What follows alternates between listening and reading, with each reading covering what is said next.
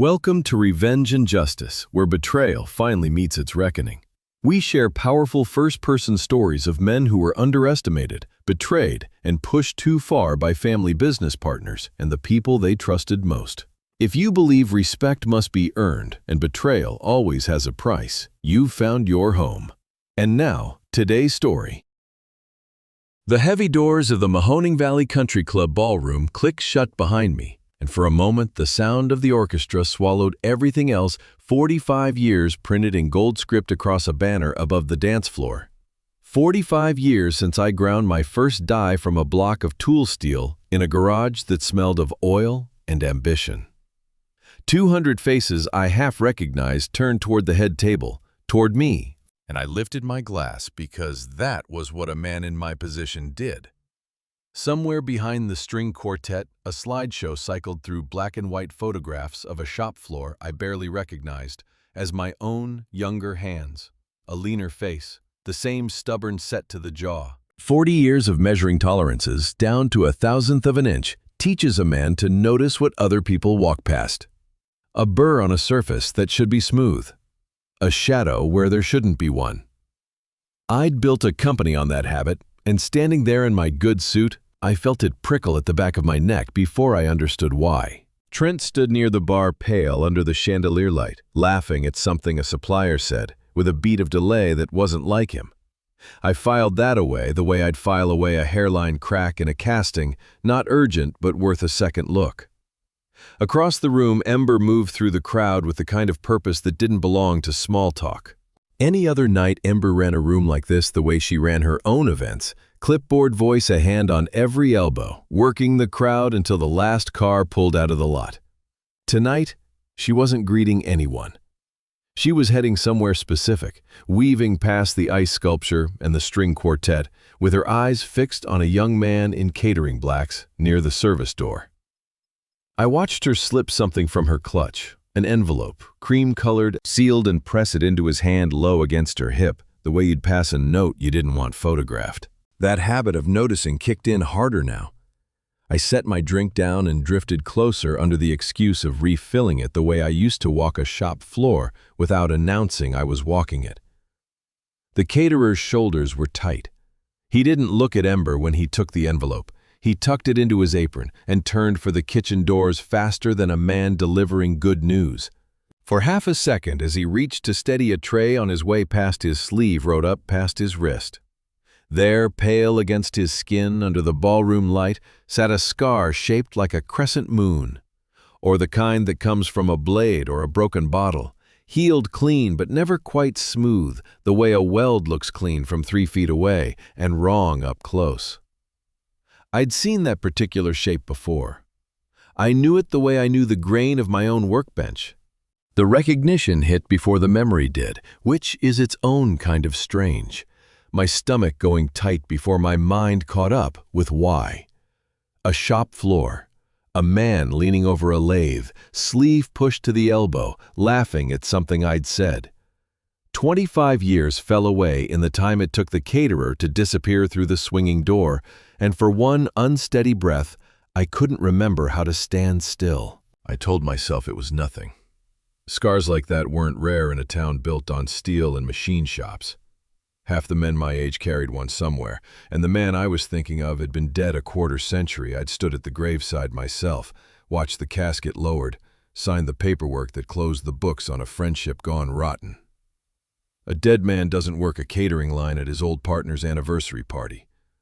I made myself believe that the way I'd once made myself believe a supplier's excuse I knew was thin. My hand had gone rigid around the champagne flute, knuckles pale, and I made myself loosen it one finger at a time before anyone noticed. Trent appeared at my elbow then, program booklet rolled tight in one fist, the paper trembling faintly, even though his voice came out steady. "Quite a turnout, Dad." I answered him with something easy, something practiced, the kind of smile I'd worn through 3 recessions and 1,000 hard negotiations. He didn't see what I saw. Neither did anyone else in that ballroom dancing and toasting under gold letters that celebrated 45 years of a company built on my exact measurements and my exact word. Ember returned to the crowd a moment later, smoothing her dress, greeting the mayor's wife with a laugh so natural I might have believed it myself if I hadn't just watched her hands. I didn't ask her about the envelope. Not that night, not with the orchestra playing and Trent's hands shaking around a rolled-up program and 200 people watching the founder of Mahoney Precision Tool and Die accept their applause. A man doesn't confront a ghost in the middle of a party. He watches. He waits. He learns to read the machine before he decides what's broken. But as the kitchen door swung shut behind that young man with the crescent scar, I found myself staring at it long after it stopped moving my coffee that morning, suddenly rising unbidden in my memory, bitter, metallic, wrong, in a way I'd blamed on the pot. 3 weeks of a taste I couldn't place, a scar I shouldn't have recognized. And somewhere behind that swinging door, a dead man's smile walking around on someone else's face.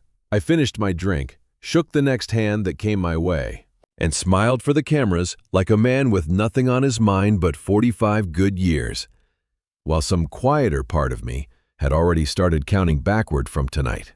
The parking lot had mostly cleared by the time I sat down behind the wheel and didn't turn the key.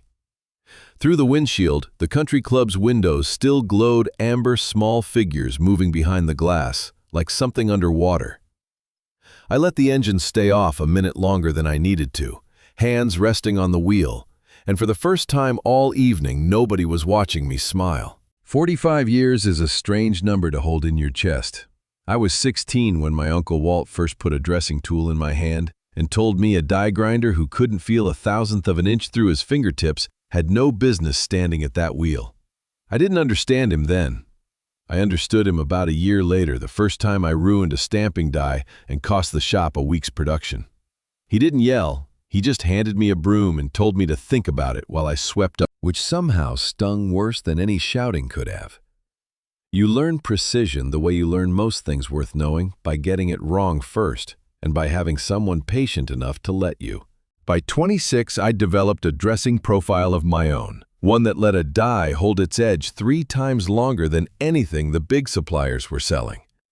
I mortgaged everything I owned to buy my first real grinder and set up in a cinderblock building on the edge of Youngstown that smelled permanently of coolant and hot metal, the kind of smell that gets into a man's clothes and never fully leaves.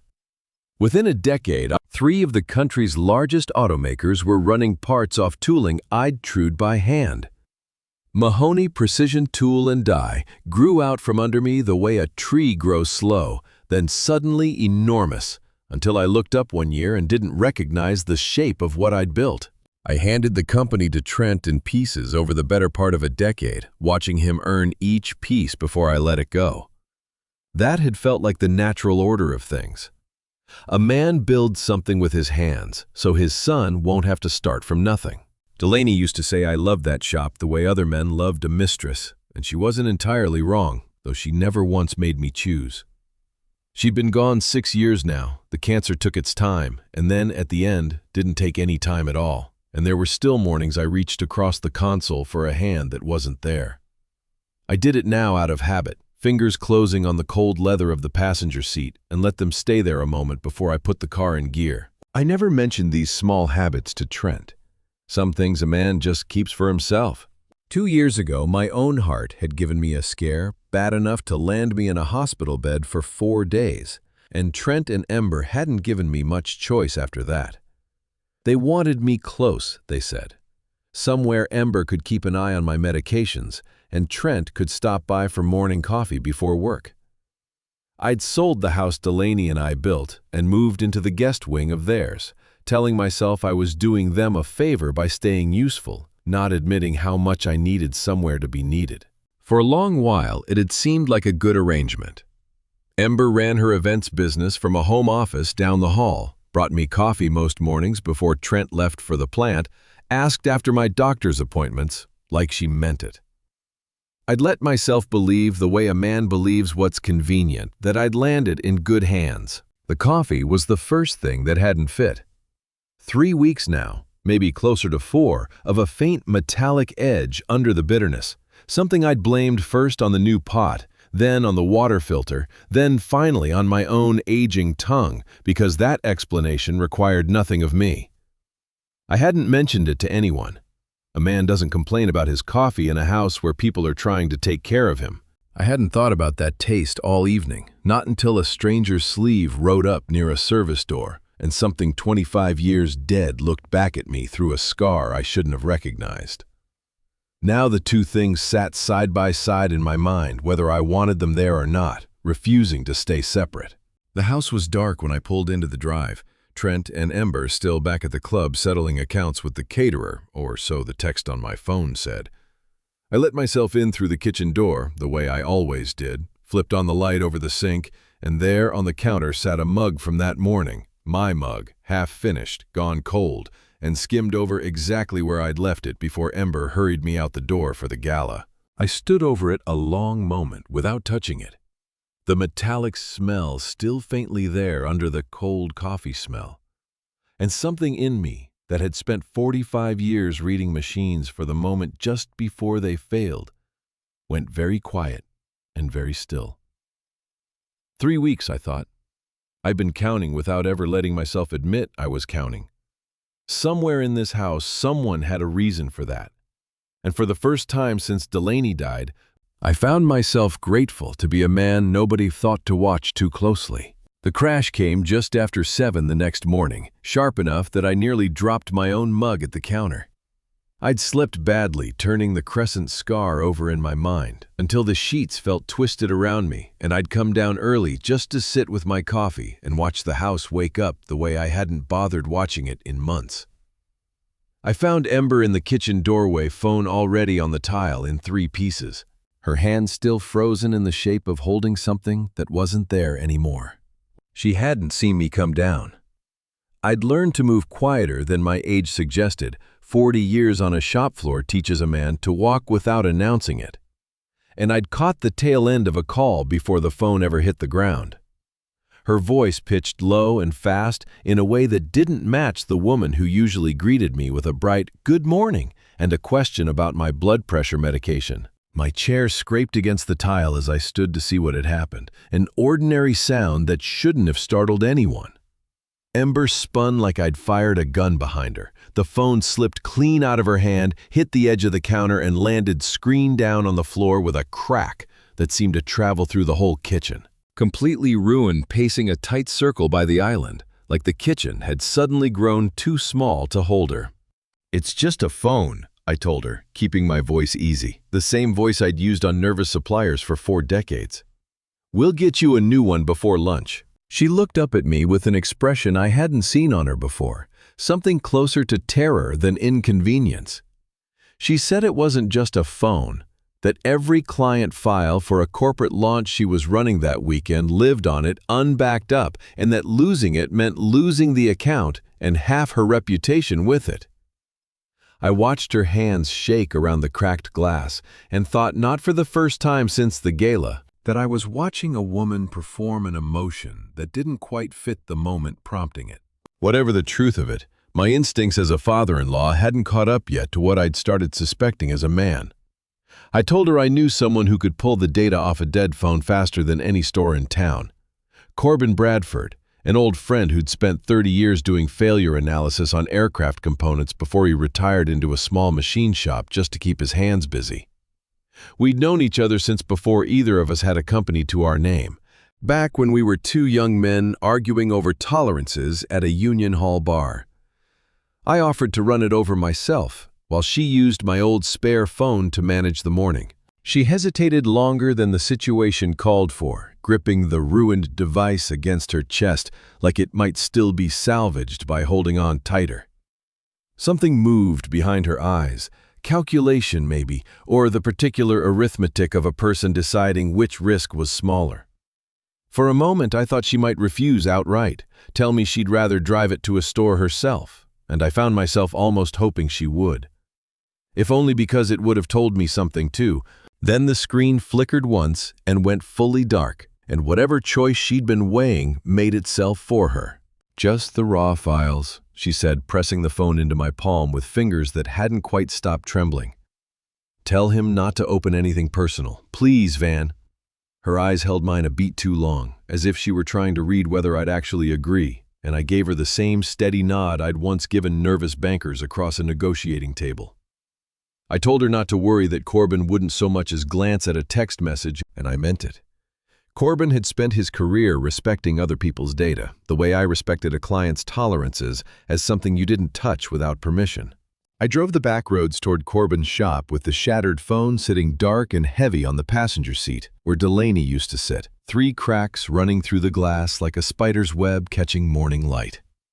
Somewhere under that broken screen, I suspected, was the reason for a scar I'd seen the night before, and a taste I'd been swallowing for a month without asking why. The shop's gravel lot came into view past a stand of maples just starting to turn, Corbin's truck already parked crooked by the bay door, the way it always was. One headlight still taped from an accident he refused to fix on principle. I sat for a moment with the engine idling, phone in my lap, feeling something settle into place that I couldn't yet name. Not quite dread, not quite relief, just the particular stillness of a man about to learn something he wouldn't be able to unlearn. Somewhere behind that bay door, an old friend was about to hand me the first real piece of a puzzle I hadn't known I was standing inside. Corbin's shop hadn't changed in the 15 years I'd been driving out to see him, the same wall of drawers labeled in his cramped handwriting, the same smell of solder and old coffee, the same radio tuned low to a jazz station nobody under 60 could name. A row of dead cell phones sat lined up on the back bench like patients waiting their turn, each one tagged with a customer's name in grease pencil. He took the cracked phone from me without much ceremony, turning it over once under the bench light, before setting it into a cradle wired to a laptop that looked older than either of us felt some mornings. "Screen's dead, but the board's probably fine," he said more to himself than to me, fitting a set of small probes against the phone's exposed connector. "This'll pull the backup straight off the chip. Won't need her password for that part." I told him what Ember had asked, just the raw files, nothing personal, and Corbin gave me a look that said he'd already stopped listening to instructions like that a long time ago, out of habit, if nothing else. His extraction software wasn't built for gentleness. It didn't just recover contacts and photos the way a store clerk's tool would. It pulled everything, deleted texts, hidden folders, encrypted messaging apps most people didn't know existed on their own phones, the whole buried architecture of a device that had learned to keep secrets from its owner as easily as from everyone else. Corbin had shown me the tool once, years back, boasting a little about how it could resurrect a conversation someone thought they'd erased for good. I hadn't understood the appeal of that kind of power until this exact moment. I watched a progress bar creep across his monitor while neither of us said much. Corbin had a way of going quiet when he was concentrating that I'd always respected, the same stillness I brought to a grinding wheel when the tolerance mattered. But this stillness had a different weight to it. Somewhere around the 80% mark, his shoulders drew up half an inch and he leaned closer to the screen instead of leaning back. "There's an app buried under a calculator icon," he said slowly. "Encrypted messaging. Whoever set this up knew what they were doing." He clicked into a thread saved under a single letter, no name, no photo. The kind of contact you kept when you didn't want your own phone to remember who they were. The messages were time-stamped from the night before, hours before Ember had ever dropped the phone in my kitchen. Corbin scrolled up to where the thread began, and I leaned in over his shoulder, pulling my reading glasses from my breast pocket the way I would for a blueprint I didn't quite trust. The first message glowed pale against the dark screen, Friday. "Full transfer signed and notarized, or I take what I have straight to the paper. He's already asking questions. You're running out of runway." Beneath it sat Ember's reply sent close to midnight. "I'm trying. He noticed the account discrepancy Monday, and he won't let it go. If he pulls the patent files before Friday, we lose everything." My chest went tight, reading my own name folded inside that sentence without ever being spoken. He careful and deliberate, the way you'd refer to someone you were actively managing rather than someone you loved. The final message in the thread, the one that made the small, dusty room feel like it had lost its air entirely, came from the unnamed contact just after midnight. Then make sure he doesn't get the chance to ask twice. You know what to do if he starts remembering things wrong. I read that line 3 times before I let myself understand it the way a man rereads a measurement he doesn't want to be true. Make sure he doesn't get the chance to ask twice if he starts remembering things wrong. The metallic taste in my coffee, the fog I'd blamed on aging, the mornings I couldn't quite hold on to a conversation from the day before. None of it had been age. None of it had been an accident. Corbin didn't say anything for a long moment, and neither did I. The only sound in that cluttered little shop was the low murmur of the jazz station and the hum of his old cooling fan, both of them going on exactly as they had a minute earlier, as if the world outside that screen hadn't just rearranged itself around me. I stood there with my glasses still perched on my nose, staring at a sentence I couldn't unread, feeling 45 years of careful, deliberate living come apart at some seam I hadn't known was there. He finally turned to look at me, and whatever color had been in his face when I walked in was gone now, drained down to something gray and unfamiliar. His hand hovered near the laptop, like he wanted to close it and pretend he hadn't seen what he'd seen. And for a man who'd spent 30 years reading failure reports on parts that had killed people, that told me more than the messages themselves had. Even Corbin, who'd built a career staying calm in front of catastrophic engine failures, looked like a man who wanted to be somewhere else entirely. "Van?" he said finally, quiet, careful, like he was handing me something sharp. "This isn't about money. Not really. Somebody's been feeding you something, and somebody's planning to make sure you can't prove it." He said it the way he used to deliver bad news about a failed part, plainly, without softening it, because softening it would only waste the time I didn't have. I didn't go home. I drove straight to the plant instead, telling myself it was nothing more than a man wanting a quiet hour among his own machines, though by the time I pulled into my old reserved spot by the loading dock, I'd stopped believing my own explanation. The drive had taken longer than it needed to. I'd found myself circling the block twice, watching my own hands on the wheel like they belonged to someone I was keeping an eye on. The lot was half full on a Saturday, second shift grinding away behind the block walls, the familiar high whine of wheels on steel drifting out through the bay doors like something that used to comfort me. The records room sat behind Trent's office, a windowless space I'd built myself back when paper still meant something. Filing cabinets bolted to the concrete, a single bulb overhead, the smell of old toner and older cardboard, dust motes hanging thick in the light, like the room had been holding its breath since I'd last walked through it. I still had a key. Nobody had thought to take it from me, which told me something about how little anyone expected me to use it.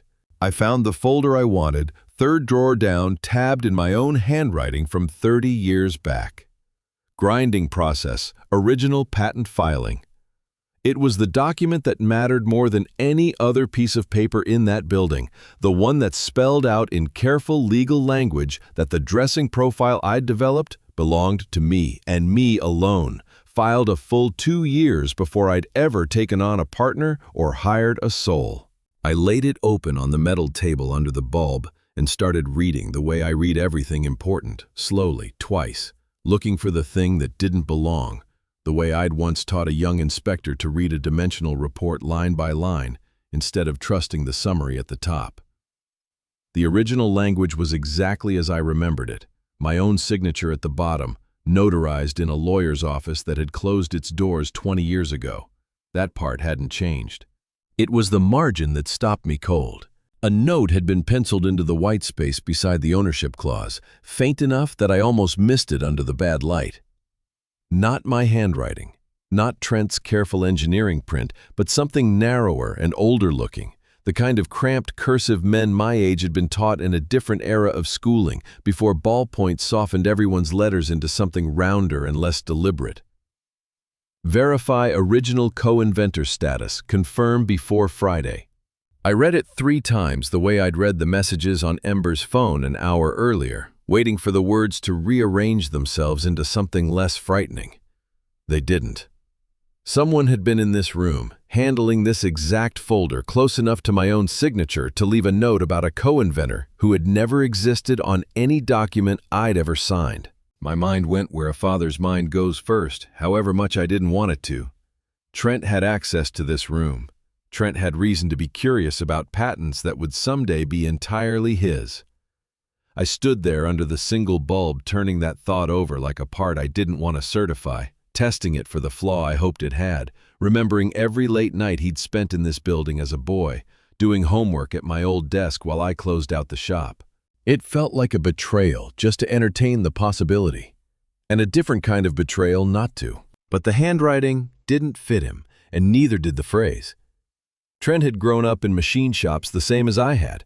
He'd have written co-owner, not co-inventor, a distinction that mattered to men who understood patents the way it wouldn't to someone circling the edges of our business from outside.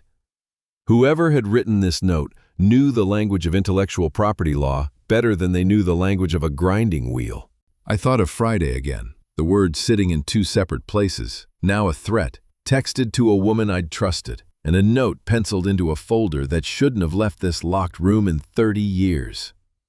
Two deadlines converging on the same day felt less like coincidence and more like a machine someone had spent a long time calibrating, tooth by tooth, waiting for the exact moment to engage.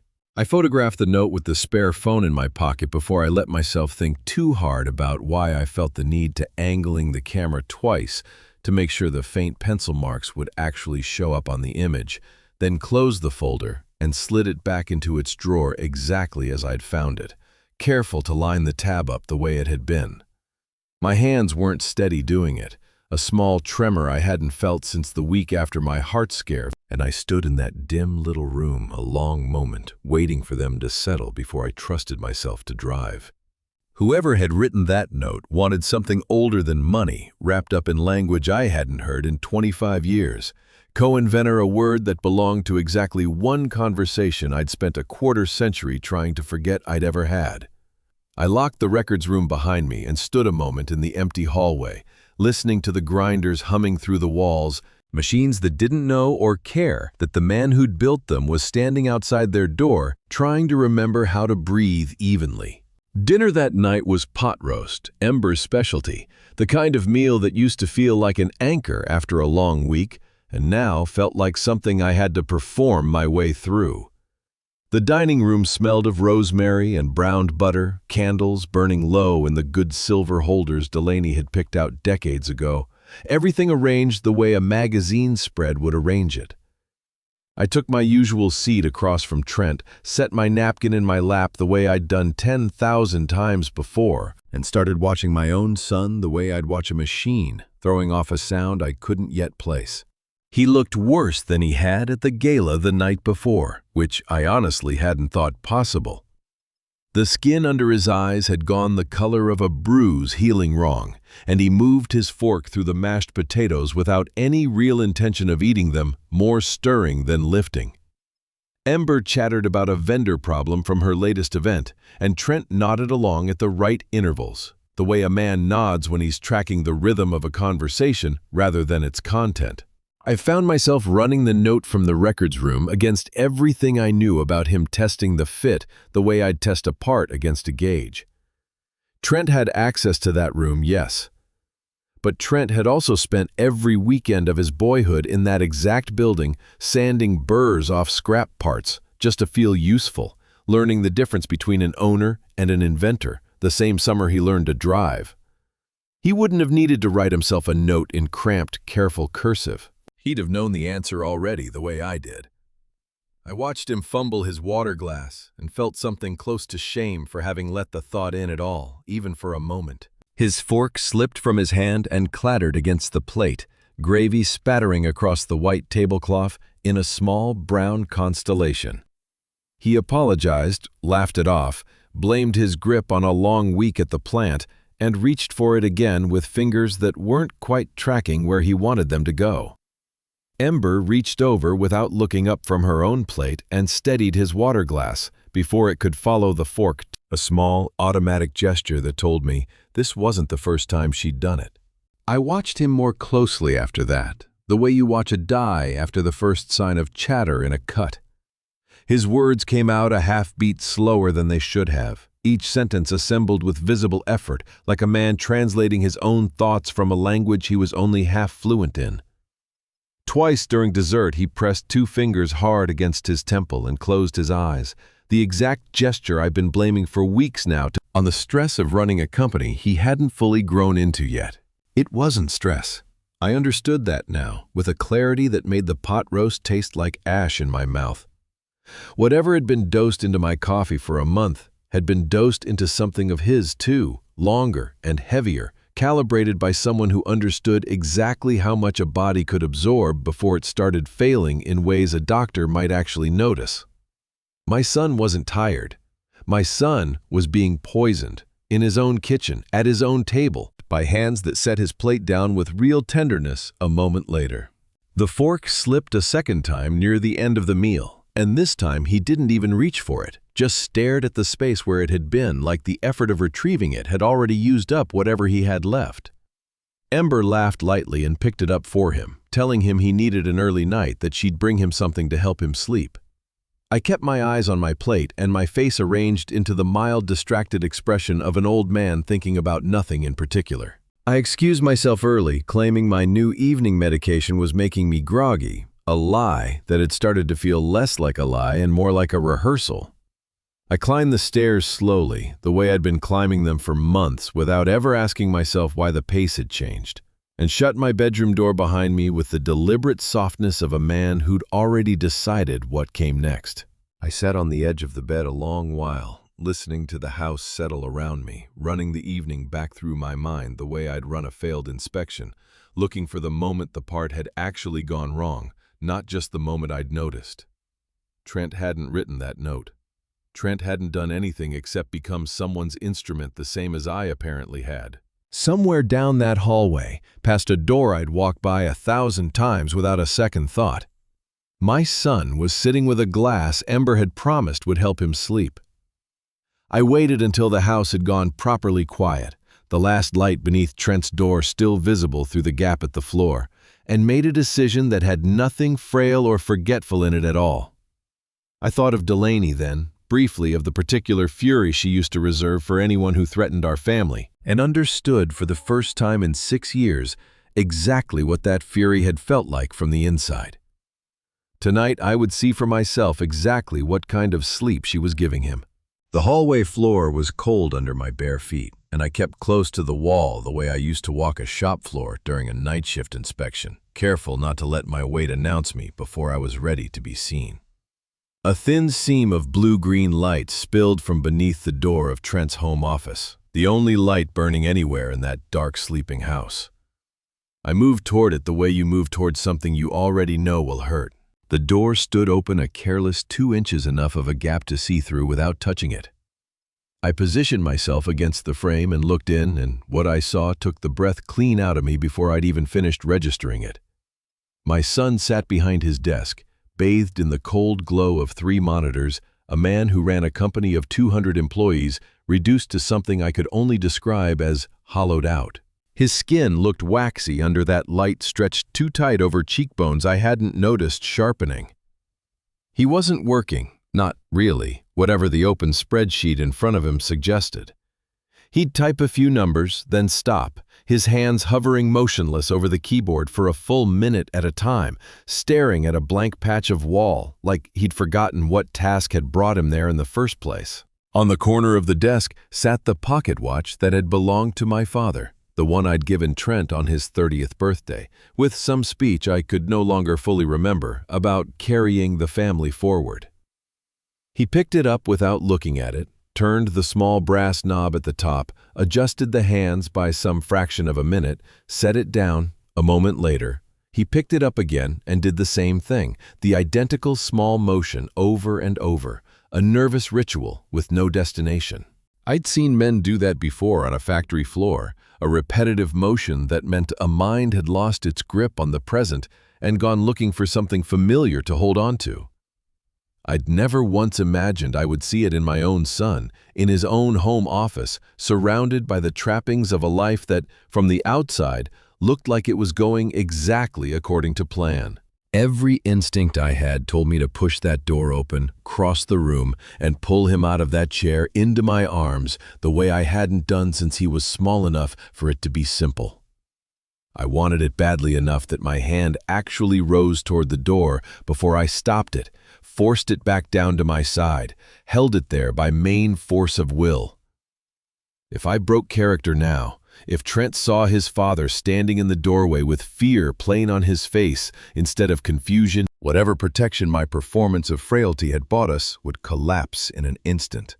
So I stood there instead and did the harder thing, which was nothing at all.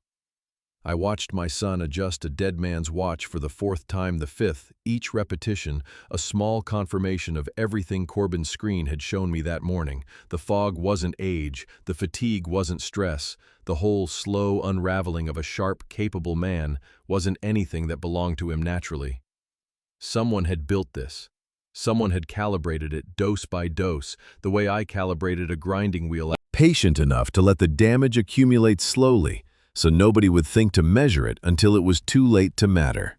I thought of every morning I'd watched Ember hand him a mug across the kitchen island, her hand lingering on his shoulder a beat longer than the gesture required, her voice pitched soft and loving as she told him to drink up before his coffee got cold.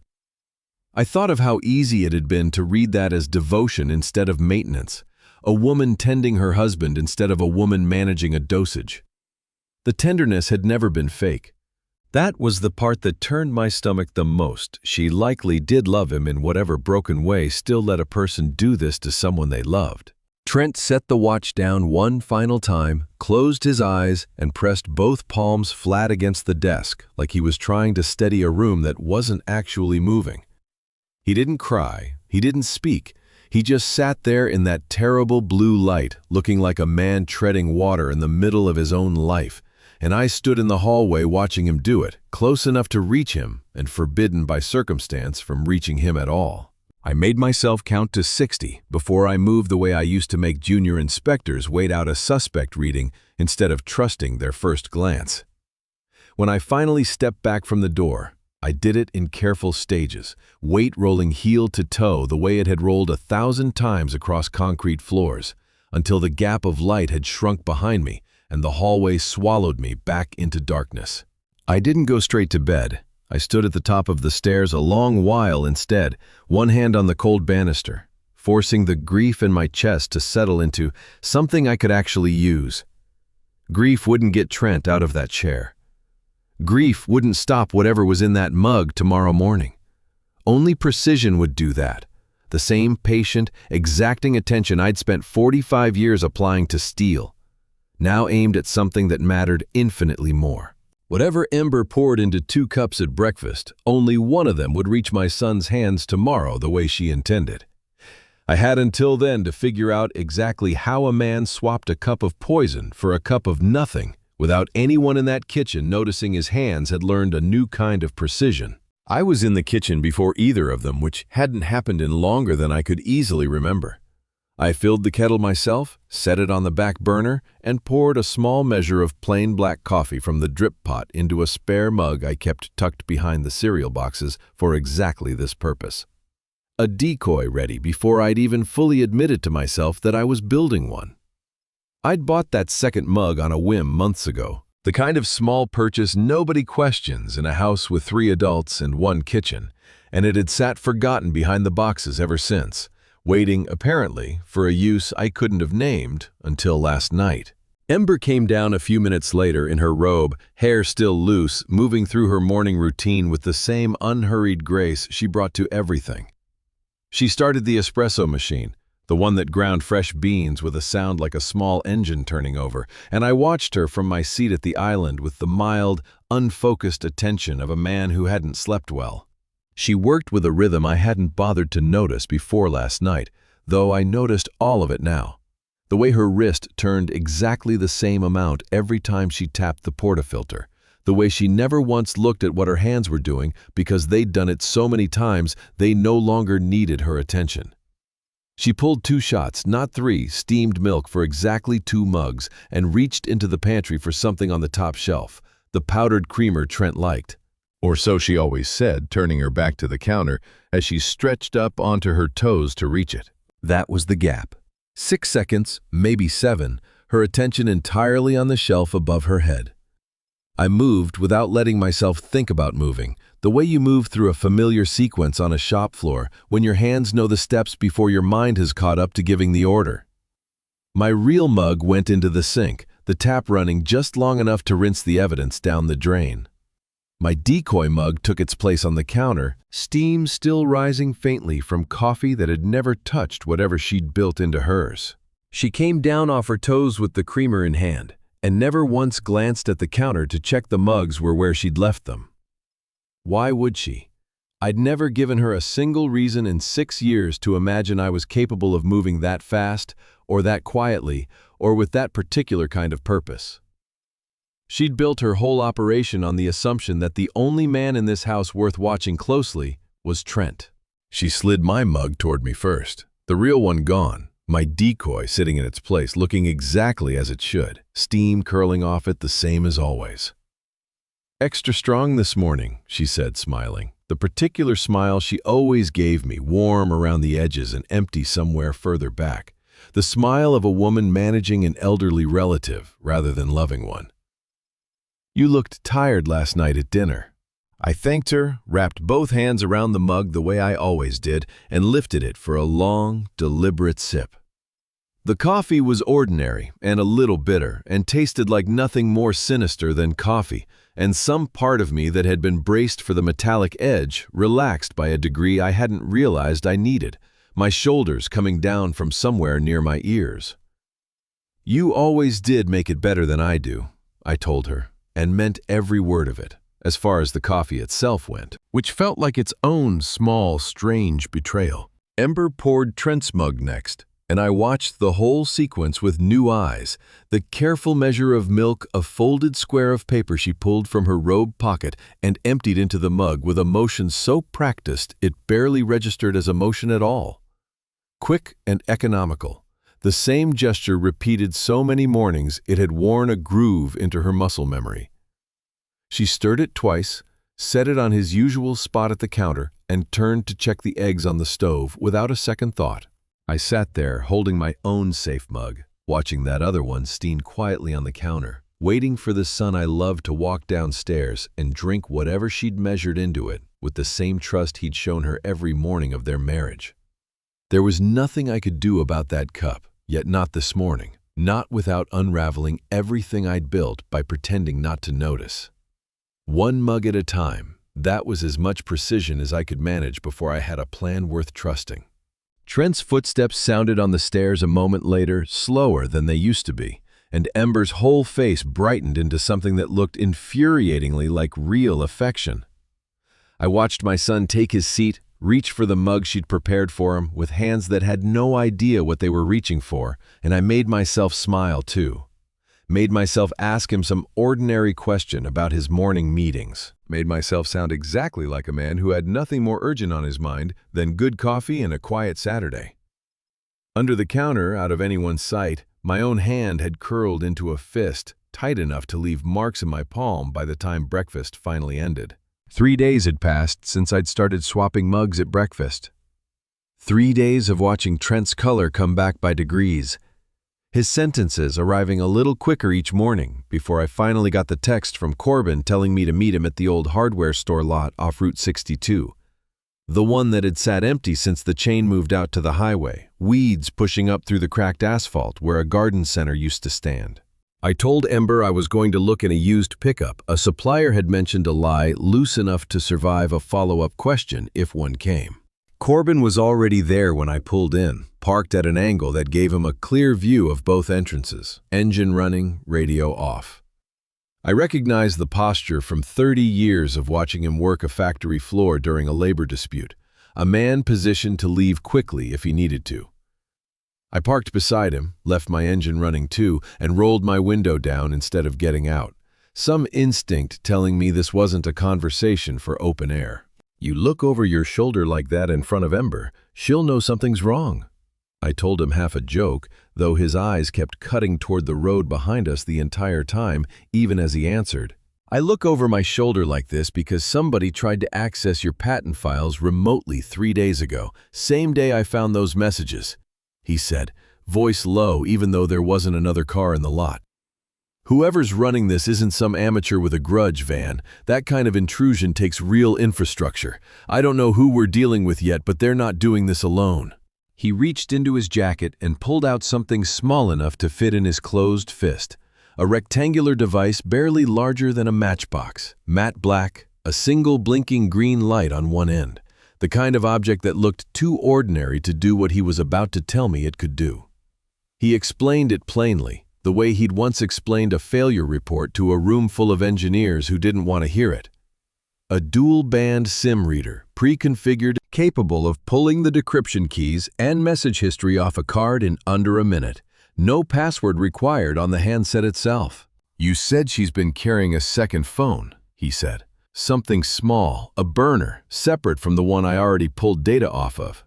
I had noticed it, actually 3 mornings running now. A slim black phone Ember kept tucked in the outer pocket of her purse, never on the counter with her real one, always retrieved and pocketed again, with a quickness that used to read as habit and now read as discipline.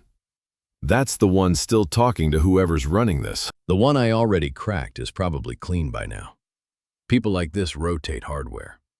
I turned the little device over in my palm, feeling its weight, thinking about how strange it was that something capable of unraveling a woman's entire secret life could weigh less than my reading glasses, less than a coffee mug, less than almost anything I'd built a career learning to measure.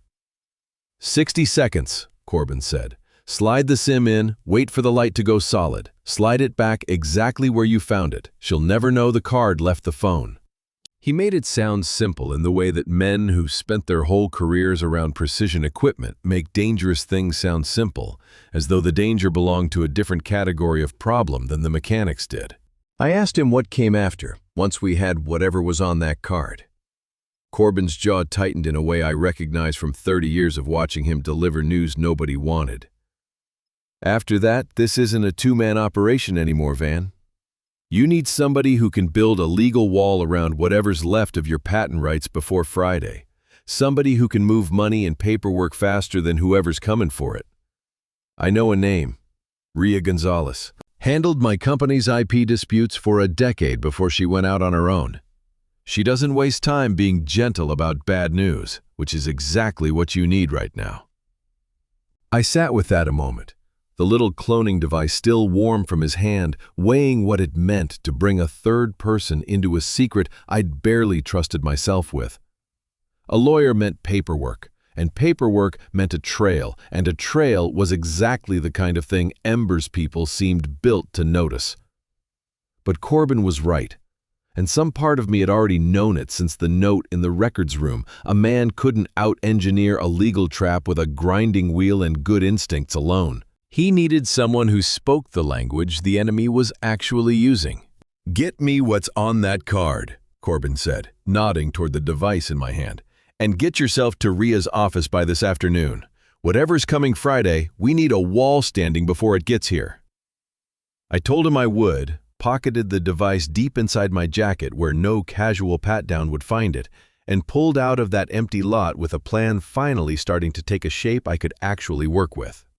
Precise, sequenced, one careful step laid down after another. The only kind of building I'd ever fully trusted. In the rearview mirror, Corbin sat a moment longer before pulling out himself, still checking the road behind him. A man who understood better than I did just how much danger we'd both agreed to carry. Ria Gonzalez worked out of a converted brick building in a business park so quiet and so deliberately unmarked that I drove past the entrance twice before I found it. Corbin met me in the small lobby, laptop bag already over his shoulder, having driven straight there from his own shop, while I'd sat processing everything in Route 62's empty parking lot for longer than I probably should have. Ria's office was all glass and clean lines, nothing like the cluttered comfort of Corbin's shop or the sentimental clutter of my own records room. Framed commendations lined one wall, precise and unsentimental, the trophies of a woman who won cases rather than collecting friends along the way. She stood when we came in, shook my hand with a grip that told me more about her than a resume would have, and got straight to business without a single wasted pleasantry. "Corbin gave me the outline on the phone," she said, sitting back down behind a desk empty of everything except a legal pad and a single closed laptop. "I need you to walk me through it again from the beginning, and I need you to leave nothing out because it feels embarrassing or unlikely." So I did. I told her about the crescent scar at the gala, the metallic taste that had been building for a month, the note in the records room, the threat texted to Ember about Friday, and a co-inventor who shouldn't have existed.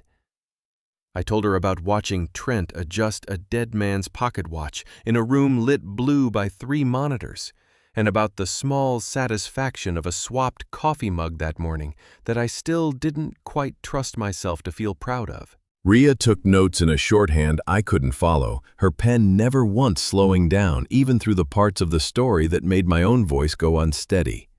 When I finished, she set the pen down with a precision that matched my own instincts and looked at me directly.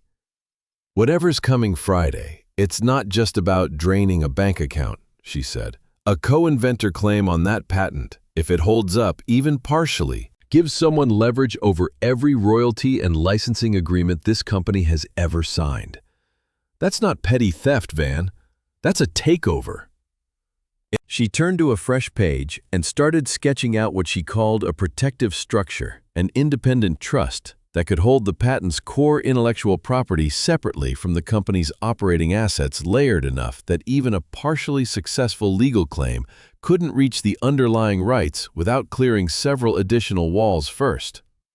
She talked fast, the language dense with terms I only half understood, but I trusted the shape of what she was building, the way I'd trust a die I hadn't personally cut, but recognized as sound work. Corbin had opened his laptop somewhere in the middle of her explanation, running a trace on the company's server logs from the intrusion 3 days earlier. Quiet enough that I'd nearly forgotten he was in the room. I noticed him go still before I understood why, his eyes fixed on the screen with the same sharpened focus I'd seen back in his shop when he'd first found Ember's messages. "Rhea." His voice cut through her sentence flat and urgent in a way that stopped her mid-word. He turned the laptop so both of us could see it, a security dashboard, one line pulsing bright red, a live connection attempt hitting the company's patent database that very second.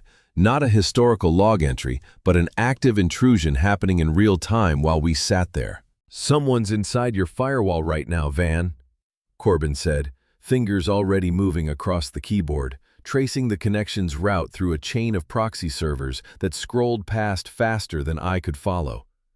Not looking at old records, trying to pull current documentation, and they picked this exact hour to do it.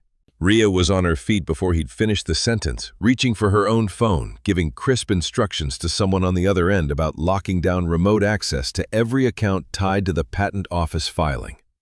The calm efficiency in her voice didn't waver, but I noticed her knuckles had gone pale where she gripped the phone, the first crack I'd seen in her composure since we'd sat down. Corbin worked in silence for another minute, tracking the intrusion's path, until the connection dropped abruptly, whoever was on the other end apparently satisfied or spooked into retreat. He sat back, finally exhaling hard, and looked at me with an expression that had lost whatever professional distance he'd been keeping. The look of a man who'd just watched a stranger's hand reach into a friend's pocket in broad daylight. "That wasn't random, Van. Whoever's doing this knew exactly when to try, and they knew exactly what they were looking for." Rhea set her phone down slowly, her mind visibly working through something neither of us could see, yet her eyes narrowed on a point somewhere past my shoulder. "A co-inventor claim a coordinated intrusion, a timeline this precise," she said almost to herself. "This isn't opportunistic. This is somebody who's been planning it for a very long time and planning it around a very specific piece of history." She looked back at me, something sharp and unreadable moving behind her expression. "Let me look into who's actually behind this. There's something in the company's original filing history from 25 years ago that doesn't add up, and I don't think it's a coincidence anymore." I sat very still in that clean, glass-walled office, feeling the number 25 settle over me like a weight I'd been carrying without knowing its exact size. The phone rang at 11:40 at night, loud enough in the dark bedroom that I had it against my ear before I'd fully registered being awake. Ria's voice came through flat and urgent, none of the measured calm from that afternoon's meeting left in it. "Van, I need you on a call with Corbin and me right now. Both of you. This can't wait until morning." I sat up against the headboard, phone pressed close, listening to Corbin's line click in. A moment later, his voice, carrying the particular strain of a man who'd been awake far longer than the hour suggested.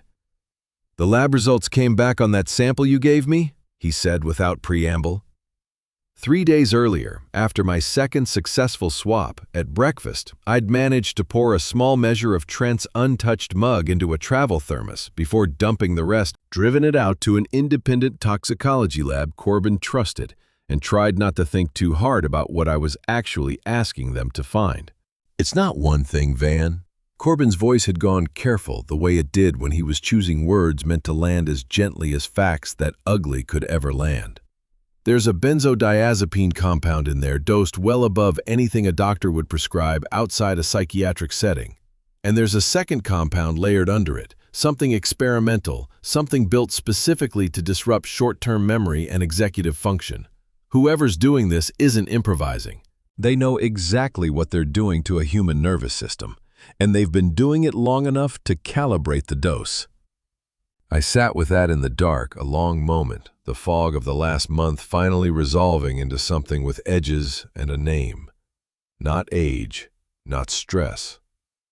A chemical hand had been quietly, patiently reaching into my son's mind and mine both, and someone on the other end of that reach had understood our bodies better than we understood them ourselves.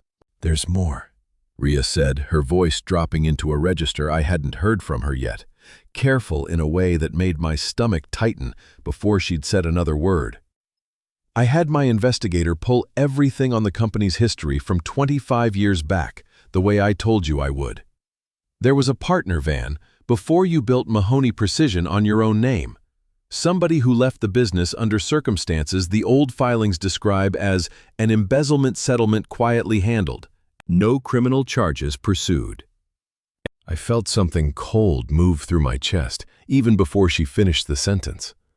Some part of me already running ahead to a place I didn't want to go. "I don't have a record of that," I said, though even as I said it, some buried, half-erased memory was clawing its way toward the surface. A name I'd spent 25 years training myself not to think. "You wouldn't necessarily if the paperwork was sealed as part of a settlement," Rhea said. "But my investigator found something else that doesn't add up. The man's death certificate filed 6 weeks after he was accused lists a closed casket and a cause of death that was never independently verified by a coroner outside the family's own physician. That's unusual, Van. Not impossible, but unusual enough that I'd want to see the body myself before I filed the paperwork closing a case that large." My hand had gone rigid around the phone. "What was his name?" I asked, though the question came out smaller than I meant it to. A boy's voice climbing up through an old man's throat. "There's one more thing before I answer that," Ria said, and I could hear paper shifting on her end, a folder opening. My investigator pulled an old employee ID photo from the company archive. There's a distinguishing mark noted on his intake physical from decades back. A scar on the right wrist, crescent-shaped, from an accident on a lathe early in his career. I wanted to ask if that means anything to you before I said the name out loud. The bedroom seemed to tilt slightly around me, the way a room tilts when a floor you trusted turns out to be uneven. I was back at the gala, without meaning to be, watching a young caterer's sleeve ride up as he steadied a tray. A pale crescent of old scar tissue catching the ballroom light for half a second before he disappeared through a swinging door. "Van?" Ria's voice pulled me back, patient waiting. "I saw that scar 3 nights ago," I said, my own voice sounding distant to me, like it belonged to someone standing several feet away. "On a man working catering at my anniversary party." I told myself it was nothing. I told myself the man I was thinking of had been dead for 25 years. There was a long silence on the line, the kind that told me Rhea already suspected what I was about to say before I said it. that she'd been building toward this exact moment since the second she'd found that death certificate. "What was his name?" I asked again, though some cold, precise part of me already knew the shape of the answer before she gave it. "Ronan Schneider," Rhea said quietly. "Your original business partner. The man everyone in this town has believed was dead for 25 years. I said the name back to myself in the dark, testing its weight the way I'd test a part I couldn't yet believe had failed. Ronan Schneider.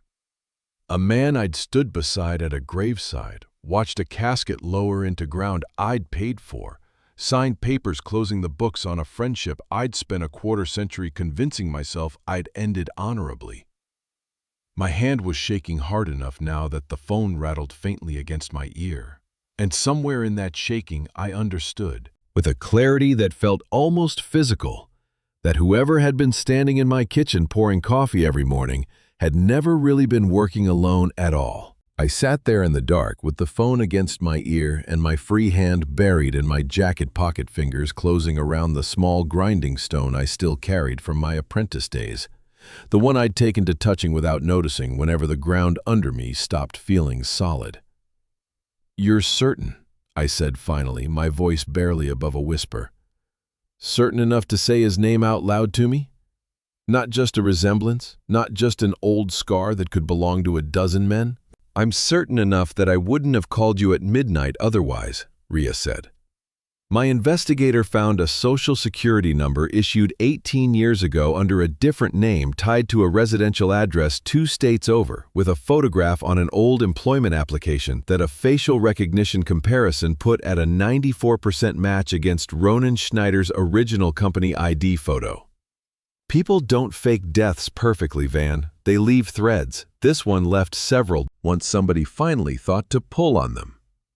Corbin's voice came back onto the line, then quieter than before, the kind of quiet that meant he'd been sitting with something heavy while Rhea talked. "There's one more piece," he said.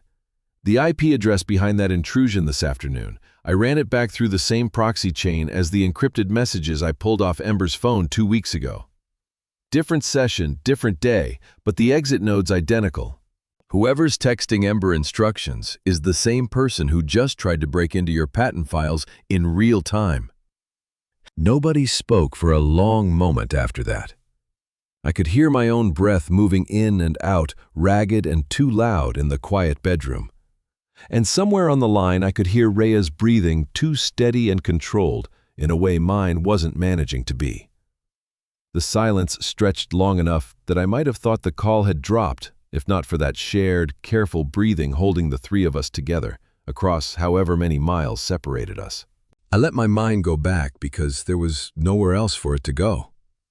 25 years fell away in the space of a held breath, and I was standing again on a stretch of frozen ground in late November. Black coat buttoned to the throat, the wind cutting sharp enough off the valley to sting my eyes. Watching 6 men I'd once called friends lower a sealed casket into a grave I'd paid for myself. Ronan's wife had wanted a closed service. I remembered agreeing readily, telling myself it was mercy, sparing everyone the sight of what an overdose had supposedly done to a proud man's face. I remembered the accusation, too, the sick unraveling of trust that had preceded that funeral by 6 weeks. The discovery that nearly $40,000 had moved out of the company's operating account through invoices Ronan had authorized for vendors that, when I finally checked, didn't exist. I remembered the meeting where I'd laid the ledgers in front of him, watched his face go through disbelief, and then something closer to desperate pleading. Some story about a sick child and medical bills he couldn't otherwise cover. I remembered his hands shaking around a coffee cup much the way mine were shaking now, and how I'd chosen not to press charges, choosing a quiet settlement instead, telling myself I was being merciful to a man who'd made one catastrophic mistake under pressure I hadn't fully understood. 6 weeks after that meeting, he was dead. Or so I had believed, so the entire town had believed, so I had built 25 years of careful, guarded peace on top of believing. I stood at his grave, I said, my voice sounding strange and far away to my own ears, the way it had when Rhea first said his name. I touched the headstone. I remember exactly how cold the granite was under my palm, how my breath fogged in the November air. I grieved him, Rhea. Whatever he'd done to the company, I grieved the friend I thought I'd lost. I believe you did, Rhea said gently, the first softness I'd heard from her all night. But grief doesn't require a body, Van. It only requires belief. And someone built an extraordinarily convincing reason for you to believe. My grip on the little grinding stone had tightened until the edges of it bit into my palm, a small, precise pain that felt almost welcome against the larger, shapeless horror trying to take hold of my chest. 25 years of a story I'd told myself about mercy and forgiveness and letting a broken man rest, and somewhere underneath all of it, apparently had been nothing but a lie elaborate enough to survive a quarter-century without a single crack showing. "If he's alive," I said slowly, forcing the words out one careful piece at a time, the way you'd force a stuck part free without stripping the threads. Living under another name, orchestrating something patient enough to reach into my own kitchen 25 years later, I stopped. I couldn't finish the sentence out loud, not yet, not until I'd asked the question underneath it that mattered more than anything else Rhea had told me tonight. The casket. The frozen ground. The 6 men I'd trusted enough to help me carry it. Someone had been in that box. Someone whose family had grieved a name that wasn't theirs to grieve. Someone whose death I'd financed and witnessed and mourned for 25 years, believing it belonged to my old friend. Then who? I whispered into the dark bedroom, my hand still locked around a small stone that suddenly felt like the only solid thing left in a world that had just come completely unmoored. Was in that casket.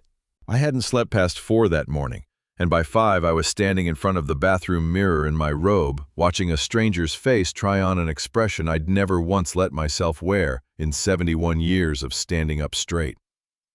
The house was silent around me, that particular pre-dawn silence that made every small sound of my own preparation feel enormous.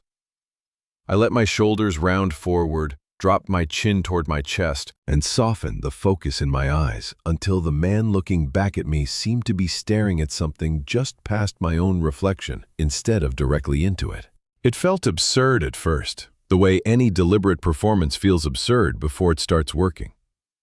I dragged one foot slightly behind the other, testing the gait, correcting it when it looked too theatrical, too much like a man performing frailty, instead of a man genuinely losing his grip on his own legs.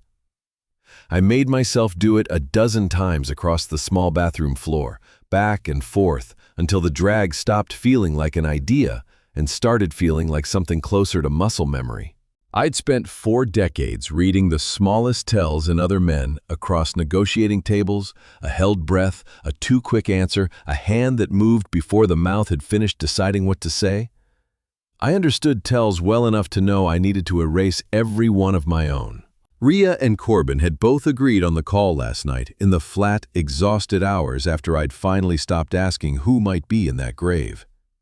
If Ronan believed I'd read those messages, if Ember suspected for even a moment that the man drinking her coffee understood what she was doing to him, they would move immediately, destroy evidence, accelerate whatever timeline Friday represented, possibly disappear entirely with whatever they'd already stolen. My only real weapon left was the one thing nobody in that house had ever thought to be afraid of. An old man nobody bothered watching closely. I practiced the mumble next, letting words trail off mid-sentence the way I'd heard genuinely confused men do at the senior center Delaney used to volunteer at, never quite finishing a thought before wandering toward the next one entirely. I practiced forgetting a name on purpose, catching myself correcting with visible effort. I practiced, God help me, forgetting my own son's face for half a second before recognition flooded back because I understood that particular performance would cost Ember nothing at all to believe and cost me everything to deliver convincingly. My hand found the grinding stone in my robe pocket without my even telling it to. The small, worn edges familiar under my thumb, and I held it there a long moment, letting the physical weight of something real steady me before I stepped back out into a day that would require me to be something false for every single hour of it. Whatever this cost me, watching Trent adjust that dead man's watch had cost more, and I intended to make Ronan Schneider pay every possible interest on that debt before this was finished. I'd worked out the coffee that morning too, lying awake, running the sequence the way I'd run a production line before a first shift. A small, insulated flask of plain black coffee, hidden now in the inside pocket of my robe, timed to a window I'd need to create myself instead of waiting for Ember to hand me one. Trent's cup would need real coffee in it today, not the poisoned versions, and I would need a distraction large enough to cover the swap without either of them noticing an old man's hands moving with anything but trembling uncertainty. I'd filled the flask myself an hour earlier, standing in the dark kitchen with the coffee maker's quiet gurgle the only sound in the house, feeling like a man committing a crime in his own home, even though the only crime being committed here belonged entirely to someone else. I ran through the sequence twice more in my head before I trusted myself to attempt it live.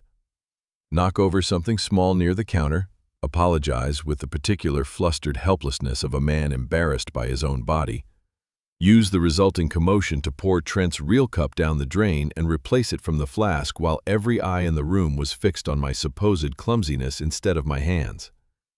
It was the same principle I'd built a company on in its way. Precision, hidden inside apparent chaos. Nobody questions a broken system already behaving exactly as expected. I looked at myself one final time in the mirror, watched the vacant, softened stranger looking back at me, and made myself a promise in the silence of that small, tiled room. I would drink whatever fake fog she handed me, forget whatever names she expected me to forget, shuffle through whatever hallways she thought I could no longer navigate with any purpose, for exactly as long as it took to save my son and bring down the man who'd built an entire second life around the lie of his own death. I straightened my robe, softened my shoulders back into the practice slump, and opened the bathroom door. Already fully inside the performance, my grip on the little grinding stone loosening only once I heard my own footsteps begin to drag convincingly against the hallway floor. Somewhere down that same hallway, my son was waking up to another morning he didn't know he needed saving from. And I intended to make certain today was the last one that cost him anything at all. The kitchen was bright with morning light when I shuffled in, chin low, hands trembling with the small, manufactured tremor I'd rehearsed until it felt almost natural. My slippers dragging against the hardwood in the exact rhythm I'd practiced across the bathroom tile an hour earlier. Ember stood at the espresso machine in her robe, the same practiced rhythm I'd watched 2 weeks earlier, and I let myself drift toward the cabinet like a man whose body had stopped fully trusting its own instructions. I reached for a mug on the open shelf, let my fingers brush the handle, and deliberately let my grip fail exactly the way I'd practiced, watching the heavy ceramic fall in what felt like slow motion before it shattered against the tile in a spray of white shards. The crash was louder than I'd expected, sharp enough that Ember spun around with real alarm on her face, and Trent, already seated at the island, flinched hard enough to knock his own spoon off the counter, already reaching for the broom with the brisk efficiency of a woman who'd rehearsed this exact kind of small crisis before. While she crouched to gather the shards, murmuring reassurance, I moved. My hand found Trent's mug on the counter, tipped it into the sink in one smooth motion, disguised as reaching past it for a paper towel, and replaced it from the flask hidden inside my robe before Ember had finished sweeping the last piece of ceramic into the dustpan. Trent, still rattled from the crash, hadn't so much as glanced my direction the entire time. I'm fine, I told her, letting my voice waver with embarrassment. I didn't have to fake entirely, since some genuine part of me hated every second of this performance, even as I executed it flawlessly. Clumsy old man, don't fuss over me. She fussed over me anyway, guided me to a chair with a hand under my elbow, told me to sit and rest while she finished cleaning up. And I let her do it, let myself be managed and pitied and handled exactly the way she'd apparently been handling me for weeks without my noticing. I spent the next hour in the armchair by the living room window television, murmuring some morning program I wasn't watching, playing the part of a man drifting in and out of attention, while my actual attention stayed locked on the kitchen doorway. Around 10, Ember stepped out onto the back patio with her burner phone pressed to her ear, sliding the glass door mostly shut behind her, but not all the way. Confident enough in my supposed haze that she didn't think to check whether the television's volume might be covering for something other than my own inattention. I kept my eyes half-lidded, my breathing slow and even, and let my ears do the work my slumped posture pretended I no longer had the capacity for. Her voice carried in fragments through the gap, low and quick, the particular clipped cadence of someone reporting status to a person they answered to rather than confided in. Nothing like the warmth she reserved for conversations inside these walls. I caught pieces. Worse today, dropped a mug completely out of it, and something that might have been a laugh, brief and without warmth. Before she said something about right on schedule and Friday's still solid, and ended the call with the efficient click of a woman closing out a routine task. She came back inside a moment later, tucking the phone into her robe pocket, and caught me apparently dozing in the armchair with the television still murmuring. Her face rearranged itself instantly into something soft and tender, and she crossed the room to gently adjust the throw blanket over my knees, her hand lingering against my shoulder with what looked infuriatingly exactly like real affection. "You just rest," she said quietly, smoothing the blanket with a care that belonged by every visible measure to a woman who loved the man in front of her. "I've got everything handled." She smiled at me then, warm and unhurried, the same smile she'd given me at 100 ordinary breakfasts over 6 years, and I understood in that moment with total aching clarity that she wasn't performing affection at all, not even a little. She simply didn't see any contradiction between caring for me and quietly destroying me, and something in that realization hurt in a way the poison itself never had. I closed my eyes and let her believe I'd drifted off again, my chest tight with a grief I hadn't expected and couldn't afford to show. I thought of every birthday card she'd signed with love, every time she'd sat with me at a doctor's appointment translating jargon into plain English, every small kindness that had felt at the time entirely genuine. Whatever came next, whatever Rhea and Corbin and I still had to uncover before Friday, I understood now with total certainty that Ember suspected nothing at all. The old man in the armchair had already disappeared as far as she was concerned, and something that had once genuinely resembled a daughter to me had disappeared right along with him. 4 days into the coffee swap, the withdrawal hit Trent like something physical, a wave breaking over him in the middle of an ordinary Tuesday afternoon, while the three of us sat in the living room pretending at a normal family evening, the television murmuring some sitcom none of us were actually watching. He'd been quiet through most of it, staring at nothing in particular, and then, all at once, his shoulders began to shake, small tremors at first, that built quickly into something his whole body seemed unable to contain. I watched him from my armchair, still wearing the vacant, half-present expression I'd worn for 4 straight days now, forcing myself not to react the way every instinct demanded. My hands folded loose and useless in my lap, like an old man's hands were supposed to be.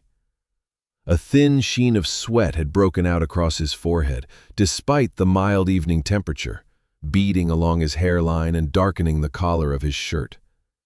He pressed both palms against his temples and let out a low groan, the sound of something straining against pressure it wasn't built to hold, wood about to split along an old grain line. "My head," he said, voice tight, and strange, barely recognizable as his own. "It feels like something's trying to get out." He curled forward on the sofa, elbows on his knees, breathing in short, ragged pulls that didn't seem to be pulling in enough air. I recognized what I was seeing, even without Corbin's clinical language to frame it, a body that had learned to depend on a chemical crutch, suddenly finding that crutch removed, however carefully and gradually I'd been removing it. Ember was on her feet almost instantly, her concern immediate, and, as far as I could tell, entirely genuine, which somehow made watching her cross the room toward the kitchen feel worse rather than better. "I'll get you something," she called back over her shoulder, already moving with real purpose, and I felt my chest tighten with a dread that had nothing manufactured in it at all. She returned a few minutes later, carrying a small silver tray, the kind she used for serving guests, holding a glass of ice water and a delicate porcelain dish with 3 large white pills arranged on it like they belonged at a formal dinner rather than a medicine cabinet. Her steps were unhurried, her expression composed into practiced sympathy, every detail of the presentation suggesting a woman who had performed this exact small ritual of care many times before. "Your stress levels have just been so high with the restructuring," she murmured, settling beside Trent on the sofa. Her voice pitched into the soft, coaxing register she used whenever she wanted something, believed without question. "Dr. Aris said these would help with the tension headaches. Just take them, sweetheart. You'll feel better in 20 minutes. I stared at those 3 white pills sitting on porcelain and felt something cold settle into my stomach. Precise and immediate, the way a machinist feels the exact moment a tolerance has been violated. A wrongness registering in the body before the mind is fully caught up to naming it. I knew what those pills were, or near enough. If Trent swallowed them now, days of careful patient tapering would collapse in a single dose, plunging him straight back into the exact chemical fog I'd been fighting to pull him out of, undoing everything with a speed that would make my slow, deliberate work meaningless. Trent's hand was already moving toward the dish, his need for relief outweighing whatever caution 4 days of clearer thinking might otherwise have given him. His fingers closed around the edge of the porcelain, and I understood with sudden, sharpened clarity that I had perhaps 3 seconds left to act before he lifted those pills to his mouth and swallowed away everything I'd risked so much to give him. I set down whatever I'd been idly holding, gathered the loose, uncoordinated momentum of the character I'd been performing for 4 straight days, and let my body do what it had been rehearsing since that morning in front of the bathroom mirror.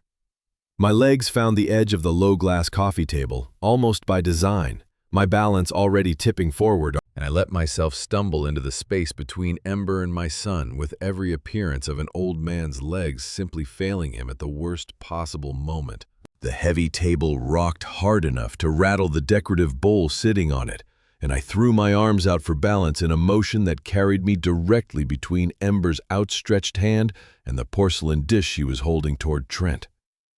My shoulder caught her wrist harder than I'd intended, and I heard the tray tip for the sound of glass and porcelain sliding against silver felt, the whole careful moment I'd been dreading suddenly, violently come apart in exactly the direction I needed it to.